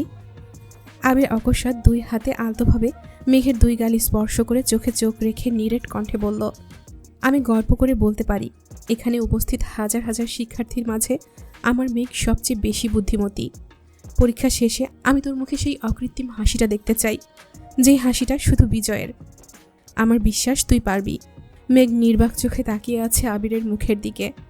মেঘকে ছেড়ে একটু দূরে সরে আবির পুনরায় বলল, টেনশন করিস না, বের হয়ে সোজা এখানে আসবি, আমি এখানেই থাকবো। ততক্ষণে গেট খুলে দিয়েছে। হাজার হাজার পরীক্ষার্থীর ভিড়ে মেঘ কেন্দ্রে ঢুকে গেছে। আবির বাইরে অপেক্ষা করছে। পরীক্ষা মেঘের হলেও চিন্তা সব আবিরের। তার প্রথম আর একমাত্র চিন্তা অসময়ে দেশে ফেরা। ভেবেছিল ভর্তি পরীক্ষা শেষ করে ফিরবে, কিন্তু জয়ের জন্য তার হলো কই। দেশে ফেরার পর থেকে একটাই চিন্তা, আবিরের জন্য মেঘের যেন কোনো সমস্যা না হয়। 3 মাস যাবৎ কত কৌশল না অবলম্বন করেছে মেঘকে শক্ত করতে। আজকে পরীক্ষাতেই বোঝা যাবে আবির কতটুকু সফল আর কতটুকু ব্যর্থ। কিছুক্ষণ হলো পরীক্ষা শেষ হয়েছে। এত এত পরীক্ষার্থীর ভিড়ে আবিরের দৃষ্টি খোঁজে সেই কাঙ্ক্ষিত ব্যক্তিকে। অবশেষে চোখ পড়ে তার অষ্টাদশীর পানে। দ্রুত পায়ে এগিয়ে আসছে, মুখে তার তৃপ্তির হাসি। খুশিতে জলজল করছে 2 আঁখি। এক নিমেষেই আবিরের দুশ্চিন্তা উধাও হয়ে গেছে। মেঘ কাছাকাছি এসে খুশিতে গদগদ হয়ে বলল, আলহামদুলিল্লাহ, পরীক্ষা ভালো হয়েছে। সঙ্গে সঙ্গে প্রশস্ত হলো আবিরের 2 ওষ্ঠ। ঠান্ডা কণ্ঠে বলল, আলহামদুলিল্লাহ। বাসায় কল দিয়ে সবার সাথে কথা বলেছে। আবির মেঘের দিকে তাকিয়ে প্রশ্ন করল, এখন কি বাসায় যাবি? বাসায় যাওয়ার কথা শুনেই মেঘের মনটা খারাপ হয়ে গেছে।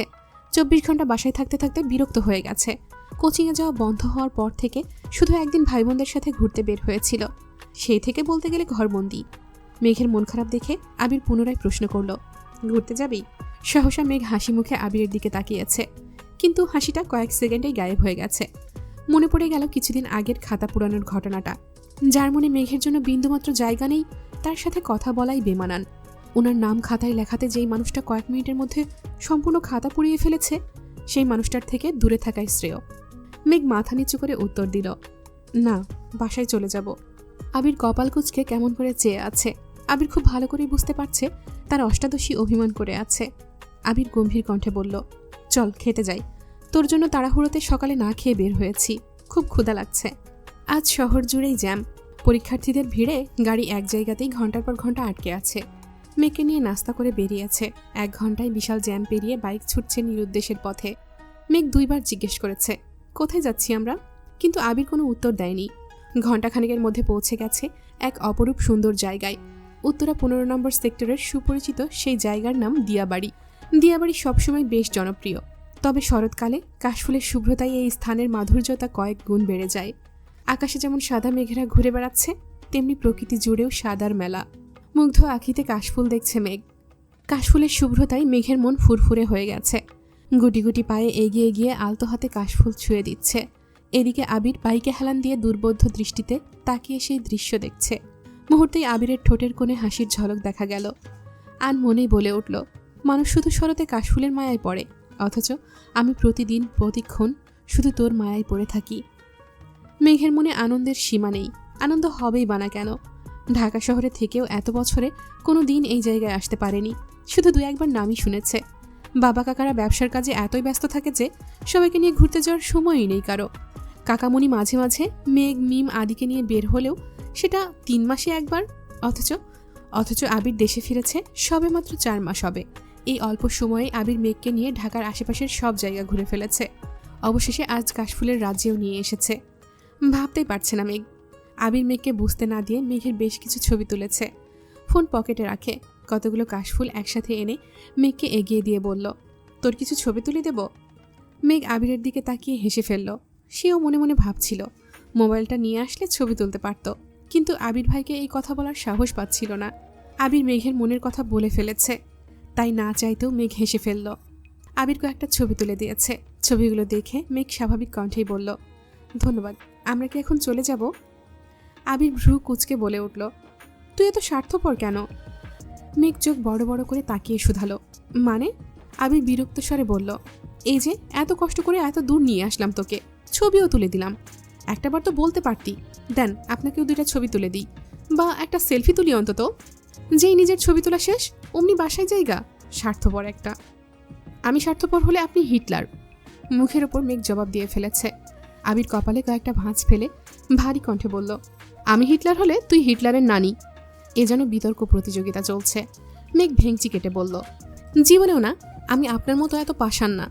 এই কথা শুনে আবির হেসে ফেলল। আচমকা হাসাতে মেঘ বিস্ময় সমেত তাকিয়েছে। মেঘ ভেবেছিল আবির ভাই হয়তো রেগে যাবে, কিন্তু উনি হাসছে দেখে বেশ অবাক হয়েছে। আবির গলা খাকারি দিয়ে গম্ভীর কণ্ঠে বলা শুরু করলো, সামান্য একটা কারণে গত 9 বছর তুই আমার সাথে কথা বলিসনি। তুই ভুল করলে বড় ভাই হিসেবে কি তোকে শাস্তি দেওয়ার অধিকার ছিল না আমার? এই যে এতগুলো বছরে একটা বারও কথা বলিসনি আমার সাথে, তখন একবারের জন্য কি নিজেকে পাষাণ মনে হয়েছে তোর? হয়তো দেশে না ফিরলে এখনও কথা বলতি না। একবারও মনে হয়নি এই মানুষটার সাথে কথা বলা উচিত। তোর এই অসীম দূরত্বে সেই মানুষটারও খারাপ লাগতে পারে, ভেবেছিস কখনো? ভাবিসনি। মেঘ শান্ত চোখে তাকিয়ে আছে, ওষ্ঠদয় কাঁপছে তীর তীর করে।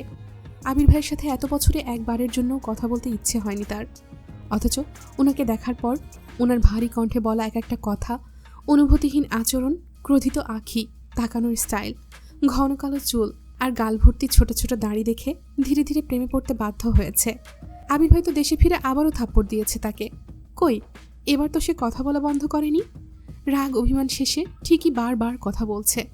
এই যে সেদিন খাতা পোড়ালো, তারপরও আজ সেই মানুষটার সাথেই ঘুরতে এসেছে। তাহলে এত বছর কেন কথা বলতে ইচ্ছে হয়নি তার? মেঘ কিছুই বলছে না দেখে আবির বাইকের দিকে চলে যাচ্ছিল। মেঘ আচমকা বলে উঠল, আপনার সাথে একটা ছবি তোলা যাবে? আবির মুচকি হেসে উত্তর দিল, হোয়াই নট। ঘোরাঘুরি শেষে বাসায় ফিরেছে। মেঘের হাতে অনেকগুলো কাশফুল। তার খুব ইচ্ছে করছে এগুলো বাসায় নিয়ে মিম আর আদিকে দেখাবে, কিন্তু আবিরের কড়া নিষেধ, বাসায় নেওয়া যাবে না। বাধ্য হয়ে মানতে হলো আবির ভাইয়ের কথা। রাস্তায় 2টা পিচকিকে ফুলগুলো দিয়ে বাসায় চলে এসেছে। সময় চলছে নিজস্ব গতিতে। মেঘের পড়াশোনার অন্ত নেই। সবেমাত্র ঢাকা বিশ্ববিদ্যালয়ের পরীক্ষা শেষ হলো, সামনে মেডিকেল পরীক্ষা। পড়ার চাপ যতটা মেঘের, ঠিক ততটাই জান্নাতের। প্রতিদিন ৩-৪ ঘন্টা করে সময় নিয়ে পড়ানো, নিজে প্রশ্ন করে মেঘের পরীক্ষা নেওয়া, সেগুলোতে সমাধান করা। 15 দিনের মাথায় জগন্নাথ বিশ্ববিদ্যালয়ের ভর্তি পরীক্ষা। যতদিন না মেঘ চান্স পাচ্ছে ততদিন চলবে এই লড়াই। সপ্তাহখানেক পরেই ঢাকা বিশ্ববিদ্যালয়ের ক ইউনিটের ফলাফল প্রকাশিত হয়েছে। মেঘের সিরিয়াল আছে। সেই খুশিতে খানবাড়িতে উৎসব চলছে। প্রতিটা মানুষই মহা খুশি। তবে মোজাম্মেল খান তেমন খুশি না, কারণ ওনার ইচ্ছে মেঘ মেডিকেলে পড়বে। বিশ্ববিদ্যালয়ের প্রতি ওনার আগ্রহ নেই বললেই চলে। বাড়িতে সবাই হইচই করছে দেখে একসময় ধমক দিয়ে বসলেন, মেডিকেল পরীক্ষা এখনো হয়নি, এত খুশি হওয়ার কিছু নেই, সামনে পরীক্ষা, পড়তে বসো গিয়ে। আবির রুমের বাইরে বেলকনিতে দাঁড়িয়ে নিচে সবার হৈহুল্লোড় দেখছিল। তবে মোজাম্মেল খানের ধমকে আজ আবিরের রাগ হচ্ছে না, বরং মেঘ চান্স পাওয়ার খুশিতে এসব সামান্য বিষয়কে সে পাত্তা দিচ্ছে না। কিন্তু মোজাম্মেল খানের ধমকে মেঘের মন খারাপ হতে সময় লাগলো না। সিঁড়ি দিয়ে উঠে নিজের রুমে যেতে গিয়ে আবিরকে দেখেই থমকে দাঁড়ালো। শীতল চোখে তাকালো একবার। হয়তো বুঝতে চাইছিল রেজাল্টের কথা শুনে আবির ভাই খুশি হয়েছে কিনা, কিন্তু আবিরের অভিব্যক্তি বোঝা গেল না। তাই মাথা নিচু করে মেঘ নিজের রুমে চলে গেছে। মেঘের পড়া যেমন থেমে নেই, তেমনি জান্নাত আপুরও ছুটি নেই। কিছুদিন পর মেডিকেলের ভর্তি পরীক্ষা দিল। এবার আর আবির নিয়ে যায়নি, মোজাম্মেল খান নিজের গাড়ি করে মেয়েকে নিয়ে গেছে। পরীক্ষা যেমনই হয়েছে, রেজাল্টের অপেক্ষায় আছে সবাই। কিছুদিন পর একদিন আবির আর রাকিব অফিসে কাজ করছিল। হঠাৎ রাসেল ছুটে এসে উত্তেজিত কণ্ঠে বলল, কিরে আবির, মেঘ কি চান্স পাইছে? আবির ল্যাপটপের দিকে তাকিয়ে উত্তর দিল, ডিইউতে হয়েছে, জগন্নাথে ওয়েটিং। কেন? রাসেল পুনরায় বলল, আরে ভার্সিটি না, মেডিকেলে চান্স পাইছে কিনা জিজ্ঞেস করছি। আবির অবাক চোখে তাকিয়ে প্রশ্ন করল, রেজাল্ট দিয়েছে নাকি? রাসেল সহসা উত্তর দিল, হ্যাঁ, মাত্রই দেখলাম, এজন্যই তো তোকে জিজ্ঞেস করতে আসছি। আবির তড়িহড়ি ফোন বের করে নেটের রেজাল্ট দেখল। অকস্মাৎ আবিরের মুখটা মলিন হয়ে গেল। রাকিব জিজ্ঞেস করল, কি হলো, চান্স পাইনি? আবির ভারী কণ্ঠে উত্তর দিল, সরকারিতে আসেনি, প্রাইভেটে পড়তে পারবে। আবির সঙ্গে সঙ্গে তানভীরকে কল দিয়েছে। তানভীর বাসায় নেই। আবির বসা থেকে উঠে রুমের মধ্যে পায়চারি শুরু করেছে। কি করবে বুঝতে পারছে না। বাসায় কি চলছে এখন কে জানে। হঠাৎই মিমের কথা মনে পড়ল। তড়িঘড়ি আকলিমা খানের নাম্বারে কল দিয়েছে। প্রথম কলটাই রিসিভ করলো মিম। মায়ের ফোন বেশিরভাগ সময় মিমের কাছেই থাকে। মিম আর আদি মিলে গেম খেলে। মিম কল রিসিভ করে সালাম দিল। আবির সালামের উত্তর দিয়ে ভারী কণ্ঠে বলল, বাসার কি অবস্থা? মিম চিন্তিত স্বরে বলল, চাচু আপুকে বকতেছে, আম্মু আর মামুনি মিলেও থামাতে পারছে না। আব্বু, বড় আম্মু কেউ বাসায় নেই। আমাকে আর ভাইয়াকেও ধমকে রুমে পাঠিয়ে দিয়েছে। আবির আর কিছু না বলেই কল কেটে দিয়েছে। তৎক্ষণাৎ বাড়ির উদ্দেশ্যে রওনা দিল। আবির সেদিন চাচুর মনের কথা বুঝেছিল। এই ঝামেলাটা হওয়ারই ছিল, কিন্তু আজ রেজাল্ট দেবে এটা আবিরের জানা ছিল না। জানলে হয়তো আজ বাসা থেকেই বের হতো না। বাইকের গতি বুঝিয়ে দিচ্ছে ভেতরে ভেতরে আবির কতটা ক্ষিপ্ত। বাসার গেটটা কোনো রকম পেরিয়ে বাইক রেখে ছুটে গেছে অন্দরমহলে। ড্রয়িং রুমের সোফায় বসে আছেন মোজাম্মেল খান। ওনার পাশে হালিমা খান স্বামীকে শান্ত করার চেষ্টা করছে। সিঁড়ির পাশে ভীত হয়ে দাঁড়িয়ে আছে মেঘ। চিবুক নেমে গলার সঙ্গে মিশে গেছে। কান্নার তোপে সামনের দিকের চুলগুলো ভেজা, গালে লেপ্টে আছে। দৃষ্টি তার মেঝের দিকে। আকলিমা খান রান্নাঘরে। ভাসুরকে থামানোর সাধ্য নেই বলে সরে পড়েছেন। আলী আহমদ খান মালিহা খানকে নিয়ে ডাক্তার দেখাতে গিয়েছিলেন, এখনও ফেরেননি। ইকবাল খান হয়তো কোনো কাজে বেরিয়েছেন। মোজাম্মেল খান তখনও রাগান্বিত কণ্ঠে বলেই যাচ্ছেন, তোকে এত আদর ভালোবাসা দিয়ে কি হলো? সরকারি মেডিকেলে চান্সটাই পাস নাই। কত গর্ব করে সবাইকে বলেছিলাম আমার মেয়ে মেডিকেলে পড়বে। এখন আমি কোন মুখে বলবো যে আমার মেয়ে চান্স পায়নি? তোকে। এতটুকু বলতেই আবির উচ্চস্বরে বলে উঠল, এই মেঘ, রুমে যা। আচমকা আবিরের কণ্ঠ শুনে মেঘ কিছুটা কেঁপে উঠল। মোজাম্মেল খানও থেমে গেল। মেঘ মুখ তুলে আবিরের দিকে তাকিয়েছে। কাঁদতে কাঁদতে চোখ লাল করে ফেলেছে। মোজাম্মেল খান বাসায় ফেরার পর থেকে মেঘকে বকেই যাচ্ছে। ঘুরে ফিরে একটা কথাই বারবার বলছে, এত আদর থেকে এত সুযোগ সুবিধা পেয়েও মেডিকেলে চান্স পাসনি। ছেলে যেমন ভণ্ড, মেয়েটাও একই রকম হয়েছে। সামান্য একটা ভর্তি পরীক্ষাতে চান্স পায়নি। এই কথা থেকে শুরু করে আর যা যা বলার সবই বলেছেন। অতিরিক্ত রাগে মানুষের বুদ্ধি লোপ পায়। তখন যা বলে তার বেশিরভাগই অহেতুক আর বিবেকহীন কথা। মেঘ সিক্ত আখিতে আবিরের দিকে তাকিয়ে আছে। আবির নিরেট কণ্ঠে পুনরায় বলল, রুমে যেতে বলেছি তোকে। মেঘ মাথা নিচু করে ফেলেছে। বাবার দিকে তাকানোর সাহস পাচ্ছে না। এতক্ষণ বাবার ধমক খেয়েছে, এখন আবির ভাইয়ের ধমক খাওয়ার আর ইচ্ছে নেই। তাই ধীর পায়ে সিঁড়ি দিয়ে উঠতে লাগলো। আবির কয়েক কদম এগিয়ে সোফার কাছে এসে দাঁড়িয়ে মোজাম্মেল খানের দিকে গম্ভীর কণ্ঠে বলা শুরু করলো, যা হওয়ার তা হয়ে গেছে। এমন তো নয় যে মেঘ চেষ্টা করেনি, আর এমনটাও নয় যে সে পাশ করেনি। আর যদি পড়ানোর ইচ্ছে থাকেই তাহলে এত এত প্রাইভেট মেডিকেল তো আছেই, ওইখানে কোনোটাতে পড়াতে পারেন। মেঘ রুমে যেতে যেতে আবিরের কথাগুলো শুনছে। আবির ভাই যে বাপের বকার হাত থেকে মেঘকে বাঁচাতে এসেছে এটা ভেবেই মেঘ অবাক হয়ে যাচ্ছে। কিছুদিন আগে উনি বলেছিলেন ডিউতে চান্স না পেলে পা ভেঙে ঘরে বসিয়ে রাখবেন, অথচ আজ সেই মানুষটার ভিন্ন রূপ। একটা মানুষের কতই না রূপ হতে পারে। মোজাম্মেল খান রেগে বললেন, প্রাইভেটে পড়ানোর ইচ্ছে থাকলে মাস শেষে এত এত টাকা মেয়ের পড়াশোনার জন্য খরচ করতাম না? বাসা থেকে বের হলেই আশেপাশের মানুষ আমায় প্রশ্ন করবে কেন চান্স পাইনি, কি বলবো আমি তখন? আবির দীর্ঘশ্বাস ফেলে বলল, আপনি কি চাইছেন এখন? ঘন্টার পর ঘন্টা মেয়েটার উপর রাগ ঝাড়লেই কি রেজাল্টের পরিবর্তন আনতে পারবেন? অ্যাডমিশন টেস্টের সময় একটা মানুষ এমনিতেই ডিপ্রেশনের মধ্য দিয়ে সময় পার করে, সেখানে তাকে এইভাবে কথা শোনাচ্ছেন। আজ আপনার যতটা কষ্ট হচ্ছে তার থেকেও 1000 গুণ কষ্ট বেশি হচ্ছে মেঘের। দিন রাত এক করে চান্স পাওয়ার জন্য পড়াশোনা করেছিল সে। বাবা মা হিসেবে ওকে সাপোর্ট করাটা আপনাদের দায়িত্ব ছিল, কিন্তু কি বলবো, আপনারা তো সন্তানের থেকেও সমাজকে বেশি প্রাধান্য দেন। কথাগুলো বলে আবির সিঁড়ি দিয়ে উঠে যাচ্ছে। মোজাম্মেল খান নিশ্চুপ হয়ে বসে আছে। ভেতরে ভেতরে এখনও রাগে ফুঁসছে, কিন্তু আবিরের বলা কথাগুলোর প্রত্যুত্তর ছিল না বলেই চুপ করে গেছেন। হালিমা খানও শান্ত করে স্বামীকে বোঝাচ্ছেন। মেঘ বিছানায় উপর হয়ে শুয়ে কাঁদছে, চুলগুলো এলোমেলো হয়ে ছড়িয়ে আছে। আবির একটু শব্দ করেই দরজায় ধাক্কা দিল, কিন্তু মেঘের কোনো সাড়া শব্দ নেই, অনবরত কেঁদেই যাচ্ছে। এই কান্নার কোনো অন্ত নেই। আবির বিছানার পাশে বসে আস্তে করে ডাকল, মেঘ। সঙ্গে সঙ্গে মেঘ একটু থামল, তারপর আবার কান্না শুরু করলো। আবির আলতোভাবে মাথায় হাত রেখেছে, এলোমেলো চুলগুলো কিছুটা গুছিয়ে স্বাভাবিক কণ্ঠে বলল, তোর সাথে কথা আছে, ওঠ। মেঘ কাঁদতে কাঁদতে উত্তর দিল, আমার সাথে কথা বলতে হবে না, আপনি চলে যান। আবির গম্ভীর কণ্ঠে বলল, তোর সাথে কথা না বলে আমি যাব না। আমি 10 পর্যন্ত গুনবো, এর মধ্যে হাত মুখ ধুয়ে আমার সামনে এসে বসবি। মেঘ তবুও নড়ছে না। আবির ভারী কণ্ঠে বলা শুরু করলো, 1, 2। মেঘ তাড়াতাড়ি করে উঠে ওয়াশরুমে চলে গেছে। মেঘের এই তড়িঘড়ি দেখে আবির মৃদু হাসল। মেঘ ফ্রেশ হয়ে আবিরের মুখোমুখি বসেছে। আবির মোলায়েম কণ্ঠে শুধালো, তুই কাঁদছিলি কেন? চান্স পাসনি বলে, না কি চাচ্চু বকেছে তাই? মেঘকে নিশ্চুপ থাকতে দেখে আবির আবার বলল, তুই কি মেডিকেলে পড়তে চাস? পড়তে চাইলে বল, প্রাইভেটে পড়াবো তোকে। কেউ রাজি না হলেও আমি তোকে পড়াবো। তুই শুধু বল পড়তে চাস কিনা। মেঘ মাথা নিচু করে উত্তর দিল, জানি না। এই প্রশ্নের উত্তর মেঘের কাছে নেই, কারণ ছোটবেলা থেকে ভালো স্টুডেন্ট হয় জেএসসির পর সবার মতো পরিবারের কথাই তাকে সায়েন্স নিতে হয়েছিল। আর সায়েন্স নেওয়া মানে বাড়ির মানুষ ডাক্তার বানানোর স্বপ্ন দেখা শুরু করে। সবার স্বপ্নকে বাস্তবায়ন করতে সে এতদিন সেই চেষ্টাই করে এসেছে। আবির শ্বাস ছেড়ে ভারী কণ্ঠে বলা শুরু করলো, দেখ, যদি এমন হয় ডাক্তার হওয়া তোর একমাত্র লক্ষ্য, তুই মন প্রাণ দিয়ে চাস ডাক্তার হতে, তাহলে তুই প্রাইভেটে পড়তে পারিস। প্রাইভেট থেকে পড়েও প্রতি বছর হাজার হাজার ভালো ডাক্তার বের হচ্ছে। কিন্তু যদি মনে হয় ডাক্তার হওয়া তোর একমাত্র স্বপ্ন নয়, তুই সায়েন্স নিয়েছিস আর আশেপাশের মানুষ চাইছে বলে ডাক্তার হ, শুধু তাদের ইচ্ছে পূরণ করতে মনের বিরুদ্ধে তুই ডাক্তার হতে চাচ্ছিস, তাহলে আমি বলবো কোনো দরকার নেই। কারো কথায় বা কারো চাপে নিজের ইচ্ছেকে কখনো মাটি চাপা দিবি না। তোর যেখানে পড়তে ইচ্ছে করে তুই সেখানেই পড়তে পারিস। কে কি বলবে সেটা আমি বুঝে নেব। মেঘ নির্বাক চোখে চেয়ে আছে আবির ভাইয়ের মুখের দিকে। আবিরের বলা কথাগুলো শুনে মেঘের চোখ আবারও টলমল করছে। তার আব্বুও তো কথাগুলো এভাবে বলতে পারত। আবির তপ্ত স্বরে পুনরায় বলল, পৃথিবীর মানুষ কি ভাবছে তাতে আমার কিচ্ছু যায় আসে না।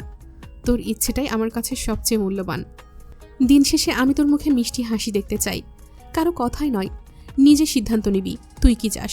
আবারও বলছি, তুই যা চাস তাই হবে। আবির চলে গেছে। আবিরের দেওয়া সান্ত্বনাতে আর কিছু হলো কিনা জানা নেই, তবে মেঘের কান্না থেমে গেছে। দীর্ঘ সময়ের অশান্ত মন শান্ত হয়ে গেছে। তবে এখনও নিচে যাওয়ার কোনো ইচ্ছে নেই তার। লাইট অফ করে শুয়ে শুয়ে ফোন চাপছিল। বন্যার সাথে কথা হয়নি। বন্যাকে 2 বার কল দিয়েছে, কিন্তু কোনো খবর নেই। ফেসবুকে ঘুরতে ঘুরতে আবির ভাইয়ের একটা ছবি সামনে এসেছে। এতদিন পড়াশোনার চাপে আবির ভাইয়ের আইডিটাও ঘুরে দেখা হয় না। আজ সময় নিয়ে আইডি ঘুরছে। হঠাৎই চোখে পড়ল সামনে আবির ভাইয়ের জন্মদিন। মেঘ দিন গুনছে, আর মাত্র 3 দিন বাকি। কিভাবে কি করবে এসব ভাবতে ভাবতে রেজাল্টের চিন্তা মাথা থেকে চলে গেছে। তারপর কখন যে ঘুমিয়ে পড়েছে কে জানে। কিছুক্ষণের মধ্যে মালিহা খান আর আলিয়া আহমদ খান বাসায় ফিরেছে। মেঘের মন খারাপ শুনে দেখতেও গিয়েছিল, কিন্তু মেঘ ঘুমাচ্ছে দেখে ডাকেনি আর। ছোটবেলা থেকেই মেঘের ঘুম অনেক গভীর, আর ঘুমের মধ্যে মেঘকে ডাকলে মাথা ব্যথা করে, তাই সচরাচর কেউ ডাকে না। কিছুক্ষণ পর আবির মায়ের রুমে গেছে। কিছুদিন যাবৎ মালিহা খানের প্রেশার বাড়তি, মাথা ভার হয়ে থাকে, চোখে ঝাপসা দেখছিলেন। আবির মায়ের কাছে কিছুক্ষণ বসে, খাবার খাইয়ে তারপর ওষুধ খাইয়ে নিজের রুমে আসে। এইটুকু সময়ের মধ্যে আলী আহমদ খান রুমে আসেননি, হয়তো 2 ভাই অন্য রুমে কথা বলছে। ঘণ্টাখানেক পর তানভীর বাসায় ফিরেছে। আবিরের কাছ থেকে সবই শুনেছে। মেঘকে দেখতেও গিয়েছিল, কিন্তু লাইট অফ দেখে সেও ডাকেনি। রুমে বসে কি করবে বুঝতে পারছিল না। তখনই বন্যার নম্বর থেকে কল আসছে। তানভীর অবিশ্বাস্য চোখে তাকিয়ে কলটা রিসিভ করলো। বন্যা বলল, আসসালামু আলাইকুম। তানভীর উত্তর দিল, ওয়ালাইকুম আসসালাম। বন্যা চিন্তিত কণ্ঠে বলল, আপনি কি বাসায়? মেঘ কোথায় বলতে পারবেন? এতগুলো কল দিচ্ছি, রিসিভ করছে না, তাই বাধ্য হয়ে আপনাকে কল দিলাম।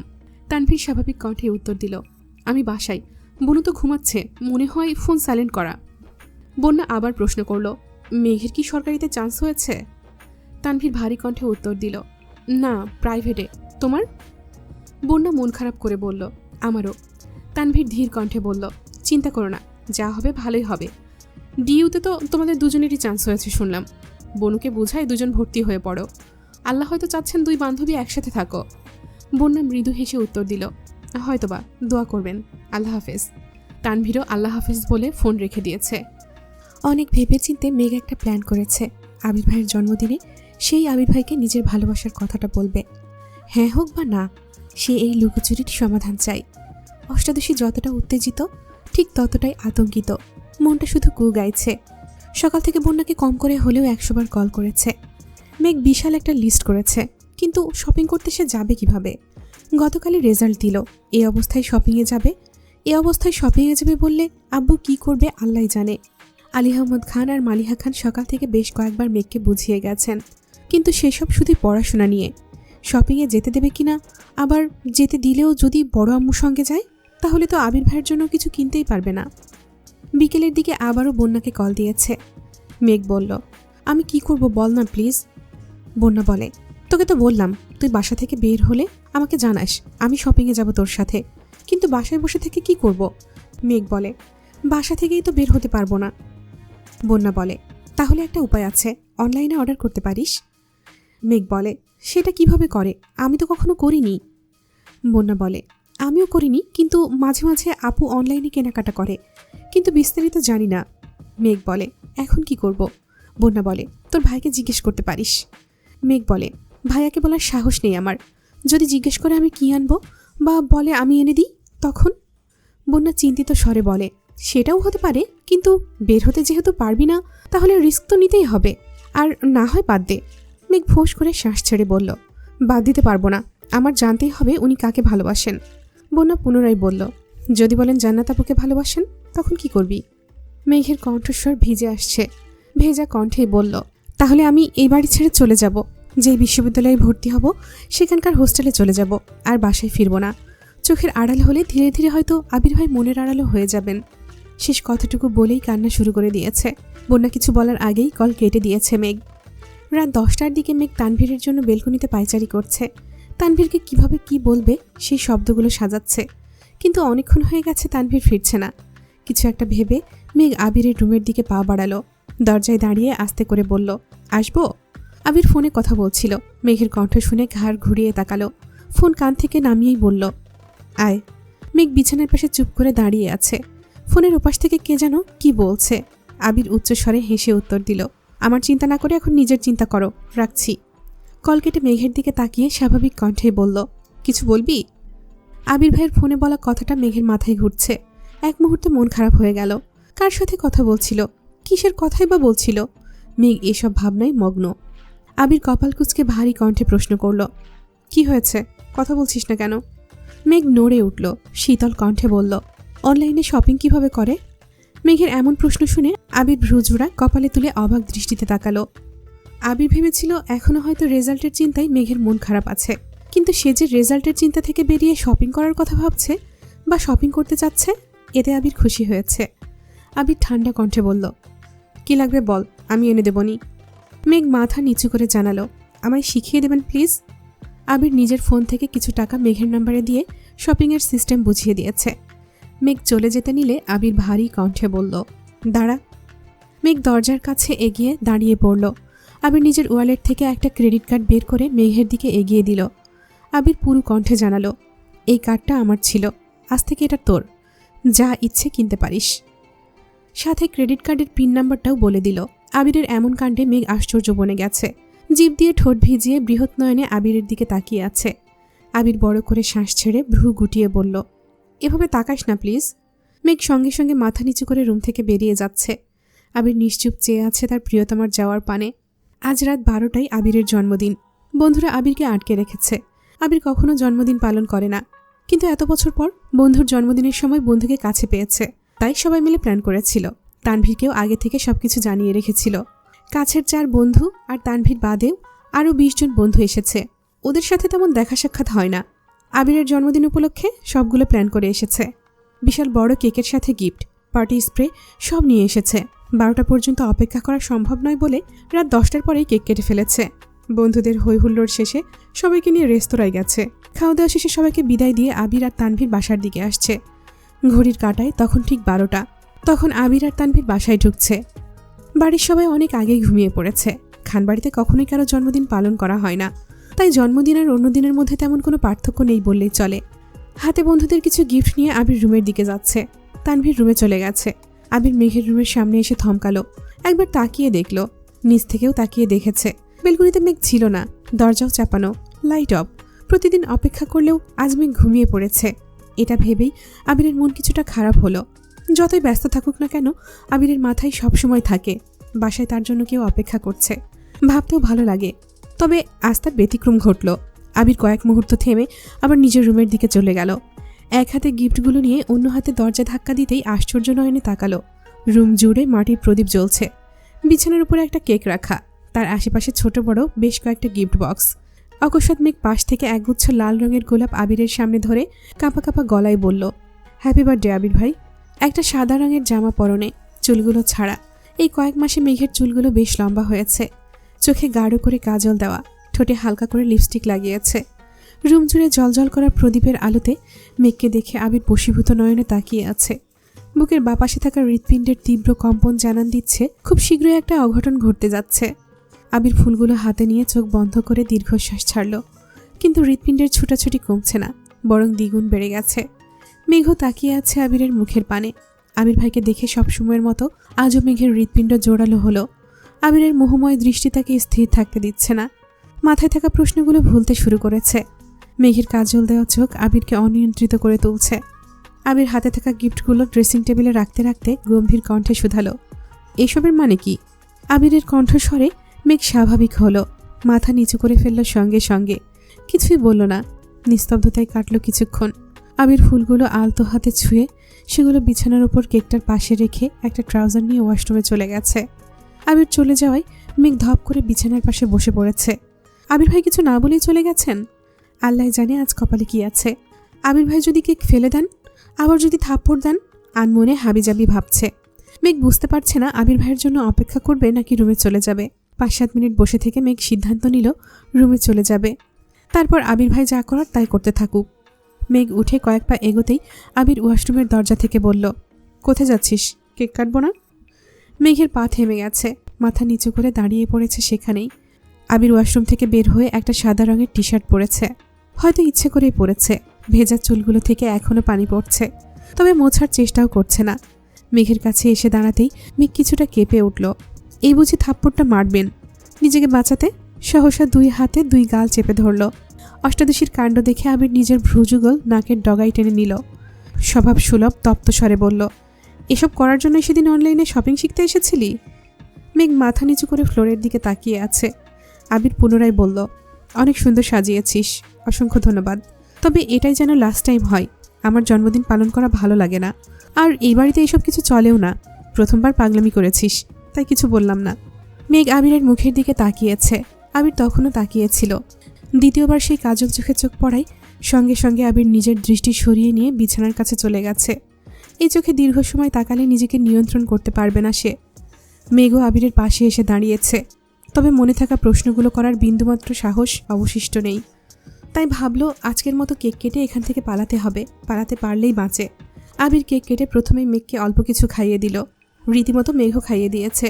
ফুচকা খাওয়ানোর পর আজ আবির ভাইয়ের মুখে কেক তুলে খাওয়াতে গিয়েও মেঘের সেই পূর্বের অনুভূতি কাজ করছে। আবির নিচু হয়ে বাকি কেকটা কাটছিল।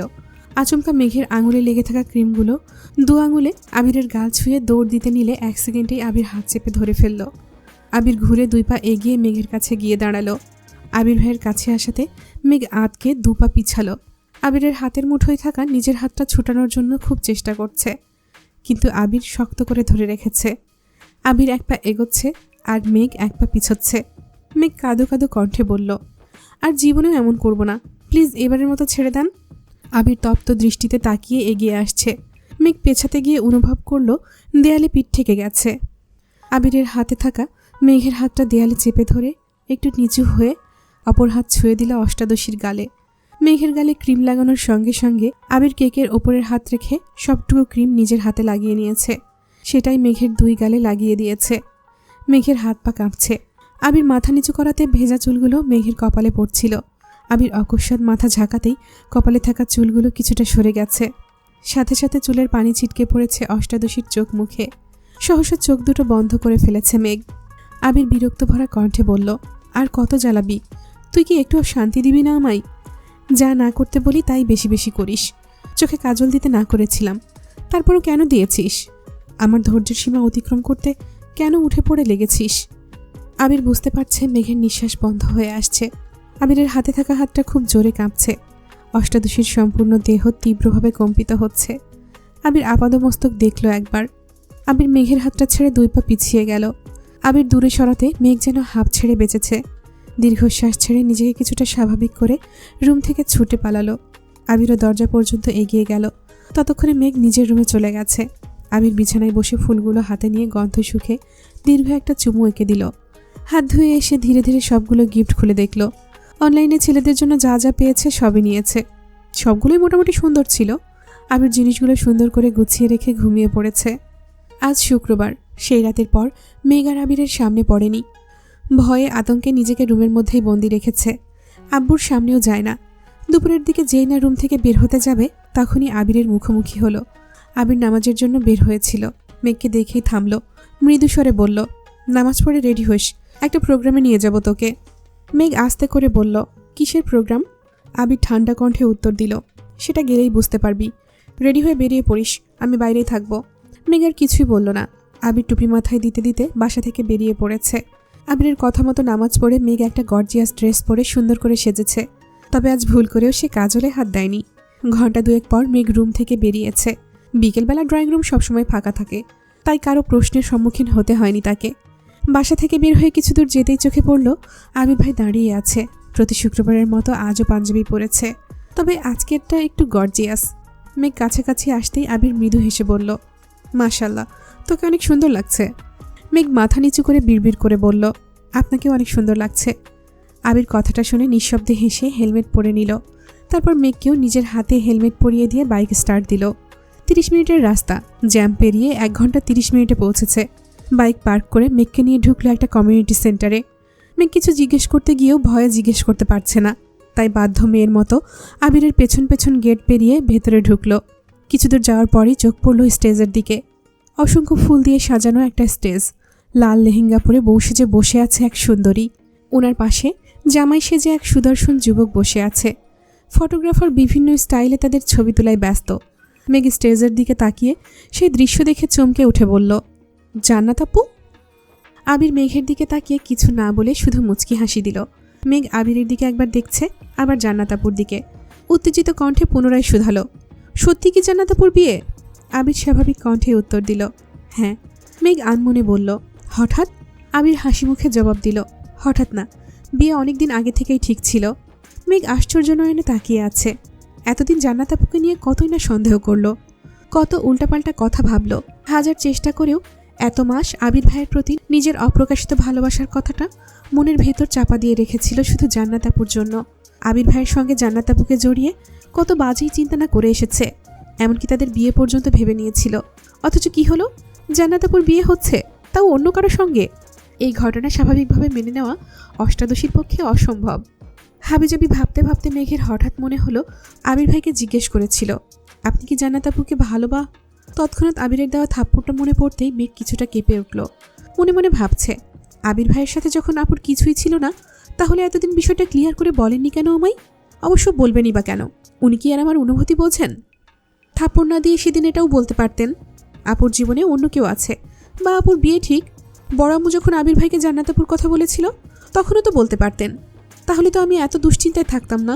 কিন্তু সেদিন উনি টু শব্দ করলেন না। শুধু শুধু 4টা মাস বৃথা গেল আমার। না মেডিকেলে চান্স পেলাম, আর না আবির ভাইকে পেলাম। আবিরের দিকে একবার দেখল, তারপর মন খারাপ করে মেঘ বলল, আপুর যে বিয়ে ঠিক এটা আপনি আমাকে এতদিন বলেননি কেন?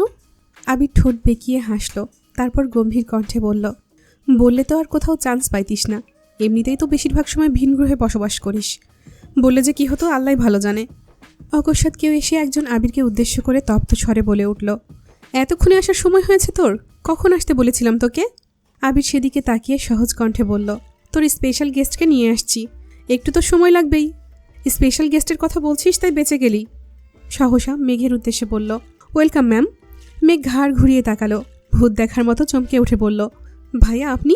রাকিব সশব্দে হেসে উত্তর দিল, ইয়েস ম্যাম। আবির ভ্রুকুচকে প্রশ্ন করল, ওনারা কোথায়?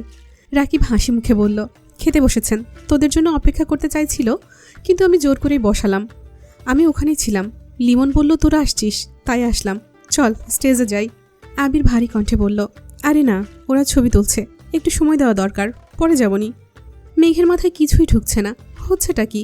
সে আশেপাশে তাকাচ্ছে, একবার স্টেজে দেখছে, আরেকবার দুই বন্ধুর কথোপকথন শুনছে।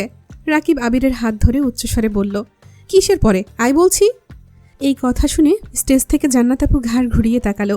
মেঘ আর আবিরকে দেখে হাসি মুখে ডাকলো, মেঘ এদিকে আসো। ভারী লেহেঙ্গা পরে হাঁটতে পারছে না, তাই মেঘকে ডাকছে। রাকিব টানছে, আবির যাচ্ছে না দেখে স্টেজ থেকে দুজনেই এবার ডাকা শুরু করেছে। জান্নাত বলে উঠল, ভাইয়া আপনি আসবেন নাকি আমাকেই আসতে হবে? এই মেঘ আসো। আবির, মেঘ আর রাকিব তিনজনে স্টেজে উঠল। মেঘ জান্নাত আপুর কাছে যেতেই আপু এগিয়ে এসে মেঘকে জড়িয়ে ধরে বলল, কেমন আছো আপু? মেঘ এখনও ঘোরের মধ্যেই আছে, হাসার চেষ্টা করছে, কিন্তু হাসি আসছে না। জেনে বুঝে কত অবহেলা করেছে আপুকে, এটা ভেবেই মেঘের খারাপ লাগছে। আস্তে করে বলল, আলহামদুলিল্লাহ ভালো, আপনি কেমন আছেন?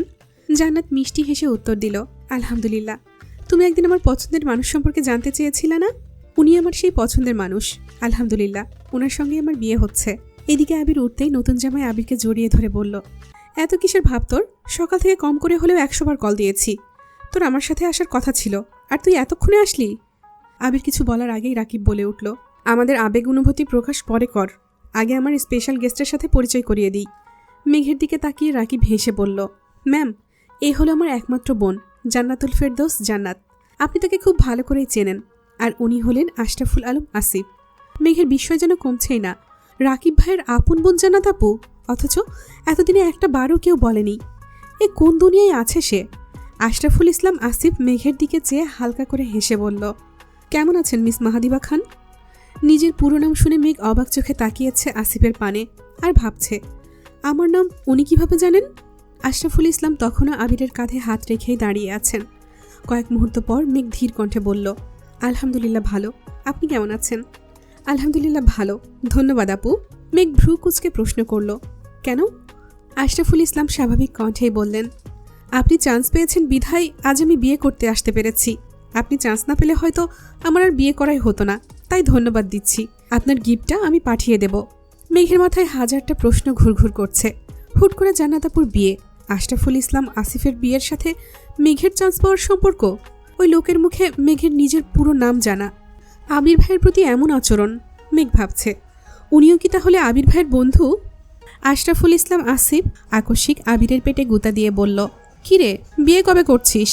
আচমকা এমন প্রশ্নে আবির ভ্যাবাচাকা খেল, তারপর ভাব নিয়ে বলল, তোর জন্যই তো করতে পারছি না। আসিফ হুঙ্কার দিয়ে বলে উঠল, ফালতু কথা একদম বলবি না। আমার বিয়ে আটকে রেখে এখন আবার বলছে আমার জন্য বিয়ে করতে পারছে না। আজ তো বিয়ে করছি আমি, তাহলে তুই কাল কর, না হলে আজই কর। আবির মুখ গোমরা করে আস্তে করে বলল, যদি পারতাম এখনই করে ফেলতাম, তুমি তো সবই জানো। আসিফ হেসে প্রশ্ন করল, তাহলে আমার দোষ দিস কেন? আবির উত্তর দিল, তোমার তো সুখের দিন, প্রিয়জনকে বিয়ে করে ফেলতেছ, আমার কি হবে? তোমার উপর দোষ দিয়েও যদি মনটাকে সান্ত্বনা দিতে পারি। তারপর আসিফের কানে কানে আবির কি যেন বলল। আবির মেঘের দিকে একবার তাকালো। মেঘ নির্বোধের ন্যায় চেয়ে আছে। আশেপাশের ঘটনাগুলো অস্বাভাবিক লাগছে, তবুও স্বাভাবিকভাবে মেনে নেওয়ার চেষ্টা করছে। রাকিব আবিরকে উদ্দেশ্য করে বলল, তানভীর কইরে, ফোন বন্ধ ওর। তোরা দুই ভাই যা হয়েছিস কি বলবো। আবির ভ্রু কুচকে উত্তর দিল, তানভীর মিটিংয়ে, শেষ করে আসবে বলেছে। জান্নাত হাসি মুখে বলল, আবির ভাইয়া চলেন ছবি তুলি। জান্নাত আর আসিফ জোরাজুরি করে মেঘ আর আবিরকে মাঝখানে বসিয়ে ওরা পাশে বসেছে। আবির ভাইয়ের পাশে বসে ছবি তুলছে। এটা ভাবতেই অষ্টাদশীর দেহে অন্যরকম শিহরণ যাচ্ছে। বইয়ের আসনে বসে এক মুহূর্তের জন্য নিজেকে বউ ভেবে নিয়েছে। রাকিব গিয়ে বন্ধুদেরও ডেকে এনেছে। বন্ধুরা সবাই মিলে বেশ কিছু ছবি তুলেছে, যে যার মতো কাজে চলে গেছে। আবির মেঘকে নিয়ে নিচে গিয়ে বসলো। স্টেজে নবদম্পতিরা কাপল পিক আর ভিডিও করায় ব্যস্ত। মেঘের হাতে জুস দিয়ে আবির মেঘের পাশে বসলো। মেঘ এক চুমুক জুস খেয়ে আবিরকে উদ্দেশ্য করে প্রশ্ন করলো, জান্নাত আপু রাকিব ভাইয়ের বোন, এটা এতদিন বলেননি কেন? আপুর যে বিয়ে ঠিক, এটা কেন বলেননি? আর আপুর হাজব্যান্ড কি আপনার বন্ধু? মেঘ একদমই প্রশ্নগুলো করলো। আশেপাশে কেউ নেই। মেঘের মনে জমে থাকা প্রশ্নগুলো বাঁধ ভেঙে বেরিয়ে আসতে চাইছে। জান্নাত আপুর বিয়ে হয়ে যাচ্ছে, আবির ভাইকে নিজের করে পাবে, এই খুশির থেকেও মাথায় ঘোরা প্রশ্নগুলো তাকে বেশি অস্বস্তিতে রেখেছে। আবির শক্ত কণ্ঠে বলা শুরু করলো, রাকিবের বোন বলে জান্নাতকে বাসায় নিলে প্রতিটা মানুষ ধরেই নিত তার সাথে আমার কোনো সম্পর্ক আছে। যদিও কারো কারো মনে এমনিতেও অনেক সন্দেহ। শেষ পর্যন্ত আম্মু বিয়ের কথা বলেই ফেললো। আর যদি আমি তোকে পড়ানোর মাঝপথে বলতাম যে জান্নাতের বিয়ে ঠিক, তাহলে তুই সেই কথা বাসার সবাইকে বলতে 2 মিনিটও সময় নিতি না। আমি জান্নাতের ব্যাপারে কোনো কথাই বাসায় জানাতে চাচ্ছিলাম না। জান্নাতের হাজব্যান্ড আমার বন্ধু নয়, তবে কাছের কেউ। মেঘ পুনরায় প্রশ্ন করলো, আমার চান্স পাওয়ার সাথে আপুর বিয়ের কি সম্পর্ক? আবির সহজ কণ্ঠে বলল, ঢাকা শহরে টিউটর পাওয়ার সমস্যা নয়, তবে বেশিরভাগ টিউটর শুধু টাকার জন্য পড়ায়। এই 3-4 মাসের সময়টা প্রতিটা স্টুডেন্টের জীবনে একবারই আসে। আমার এমন একজনকে প্রয়োজন ছিল যে তোর পড়াশোনাটাকে গুরুত্ব দেবে, নিজের বোন ভেবে পড়াবে। জান্নাত রাকিবের বোন আর আমার কাছের মানুষ। ও যতটুকু শ্রম তোর জন্য দিয়েছে ততটুকু বাইরের কোনো টিউটর কখনোই দিত না। কিন্তু হঠাৎই ওর বিয়ের কথাবার্তা শুরু হয়ে গিয়েছিল। বিয়ে হয়ে গেলে তোর প্রতি ওর গুরুত্ব কমে যেত, ওর পক্ষেও সব কিছু ম্যানেজ করা কষ্ট হয়ে যেত। নতুন টিউটর আনলে তোর মানাতে সমস্যা লাগতো, তাই বাধ্য হয়ে জান্নাতের বিয়ে পিছিয়ে দিয়েছিলাম, এটাই বলছিল। বিস্ময়ে মেঘের ভ্রুজোড়া কপালে উঠে গেছে। বৃহৎ অক্ষিপট আবিরের চোখে মুখে নিবদ্ধ। তাকে চান্স পাওয়ানোর জন্য আবির ভাই জান্নাত আপুর বিয়ে আটকে রেখেছিল, এটা ভেবেই প্রজাপতির ন্যায় উঠতে ইচ্ছে করছে মেঘের। তবে মনে মনে নিজের প্রতি ক্ষুব্ধও হচ্ছিল। এতগুলো দিন আজেবাজে কথা ভেবে নষ্ট করেছে। মেঘের বুকের ভেতরের হৃৎপিণ্ডের তীব্র ধুকপুকানি শুরু হয়েছে। প্রেম প্রেম অনুভূতিরা মস্তিষ্ক জুড়ে বিচরণ করছে। মেঘ বিড়বিড় করে বলল, যেই মানুষটার অপ্রকাশিত সতর্কতায় এত তীব্র, সেই মানুষটার প্রকাশিত ভালোবাসা না জানি কত প্রখর। তখনই মেঘের চোখে পড়ল একটা খয়েরি রঙের শাড়ি পরা মেয়ে তাদের দিকেই এগিয়ে আসছে। শাড়িতে মেয়েটাকে সুন্দর লাগছিল। এই প্রথমবার কাউকে শাড়ি পরা দেখে মেঘের খুব ইচ্ছে করছে শাড়ি পরতে। মেয়েটা কাছাকাছি এসেই বলল, হাই কিউটি। মেঘ আগে থেকে মেয়েটাকে দেখছিল। মেয়েটার কথা শুনে আবিরও তাকিয়েছে। মেঘ সঙ্গে সঙ্গে আবিরের দিকে তাকালো, বোঝার চেষ্টা করলো মেয়েটা আবিরের পরিচিত কেউ কিনা। মেয়েটা পুনরায় বলল, কেমন আছো কিউটি? বারবার কিউটি বলায় মেঘ কপাল কুঁচকালো। যদিও মেয়েটাকে সে চেনে না, যেহেতু নিজে থেকেই কথা বলছে তার মানে পরিচিত কেউ হবে। মেঘ তাই উত্তর দিল, আলহামদুলিল্লাহ ভালো, আপনি কেমন আছেন? মেয়েটা মৃদু হেসে বলল, আলহামদুলিল্লাহ ভালো, তোমাকে সামনাসামনি দেখার খুব ইচ্ছে ছিল, অবশেষে তোমার দেখা পেলাম। মেঘ কিছু বলছে না, চুপচাপ চেয়ে আছে। মেয়েটা পুনরায় বলল, জানো মাঝে মাঝে তোমার প্রতি খুব হিংসে হয়। মেঘ বিস্ময় সমেত তাকিয়ে প্রশ্ন করল, কেন? মেয়েটার সোজাসাপটা উত্তর, একটা মানুষ কতটা ভাগ্যবতী হতে পারে তা তোমার কথা না শুনলে জানতেই পারতাম না। দোয়া করি সারা জীবন সুখে থাকো। মেঘ জিজ্ঞাসু চোখে চেয়ে বলল, মানে? আবির মেঘের দিকে চেয়ে গলা খাকারি দিয়ে বলে উঠল, থাক আর মানে বুঝতে হবে না।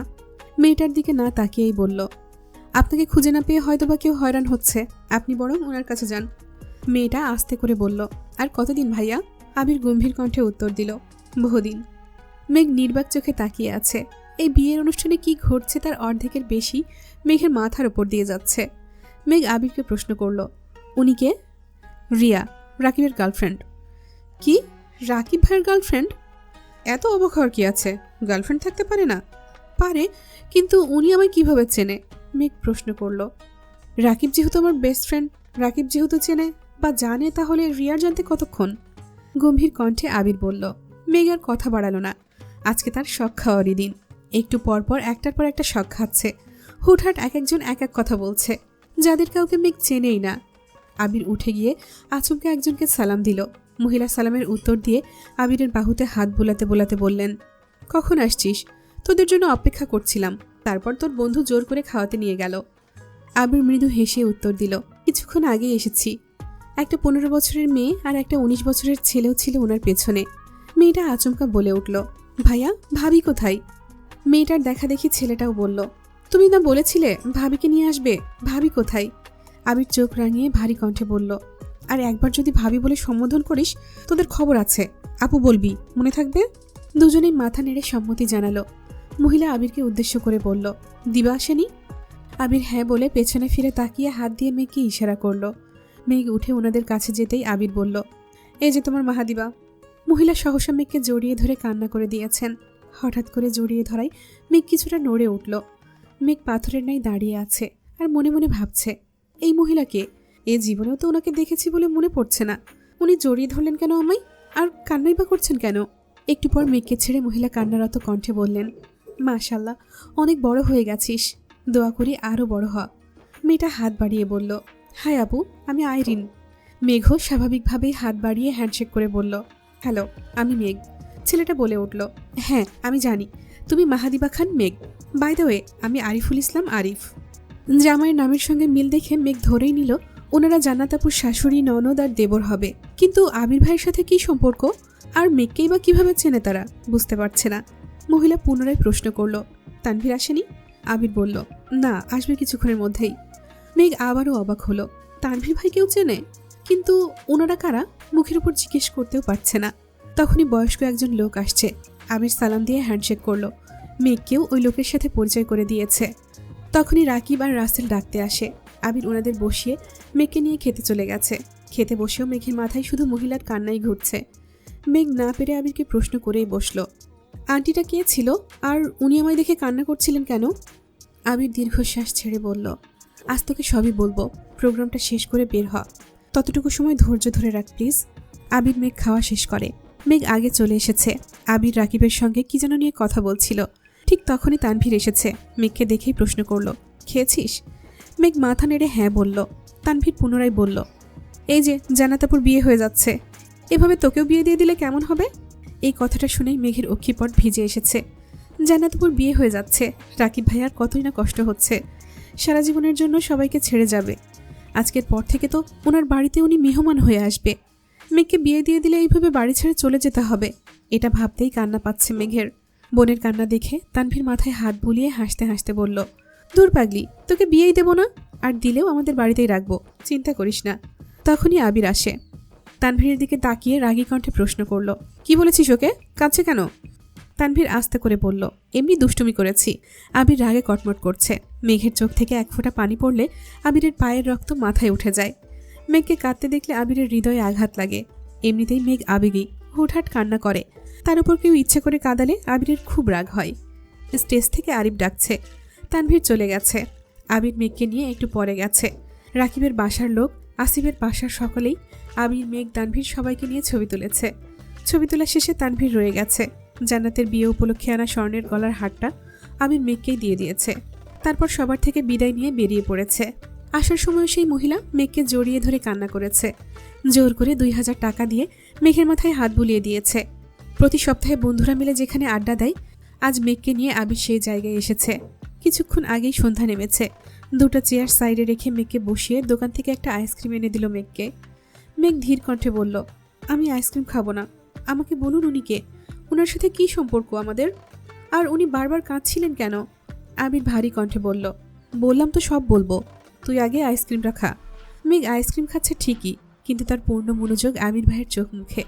মাথায় থাকা প্রশ্নের ভিড়ে আইসক্রিমটাও ঠিকমতো খেতে পারছে না, কিন্তু আবির ভাই সামনে বসে থাকাতে বাধ্য হয়ে খেতে হচ্ছে।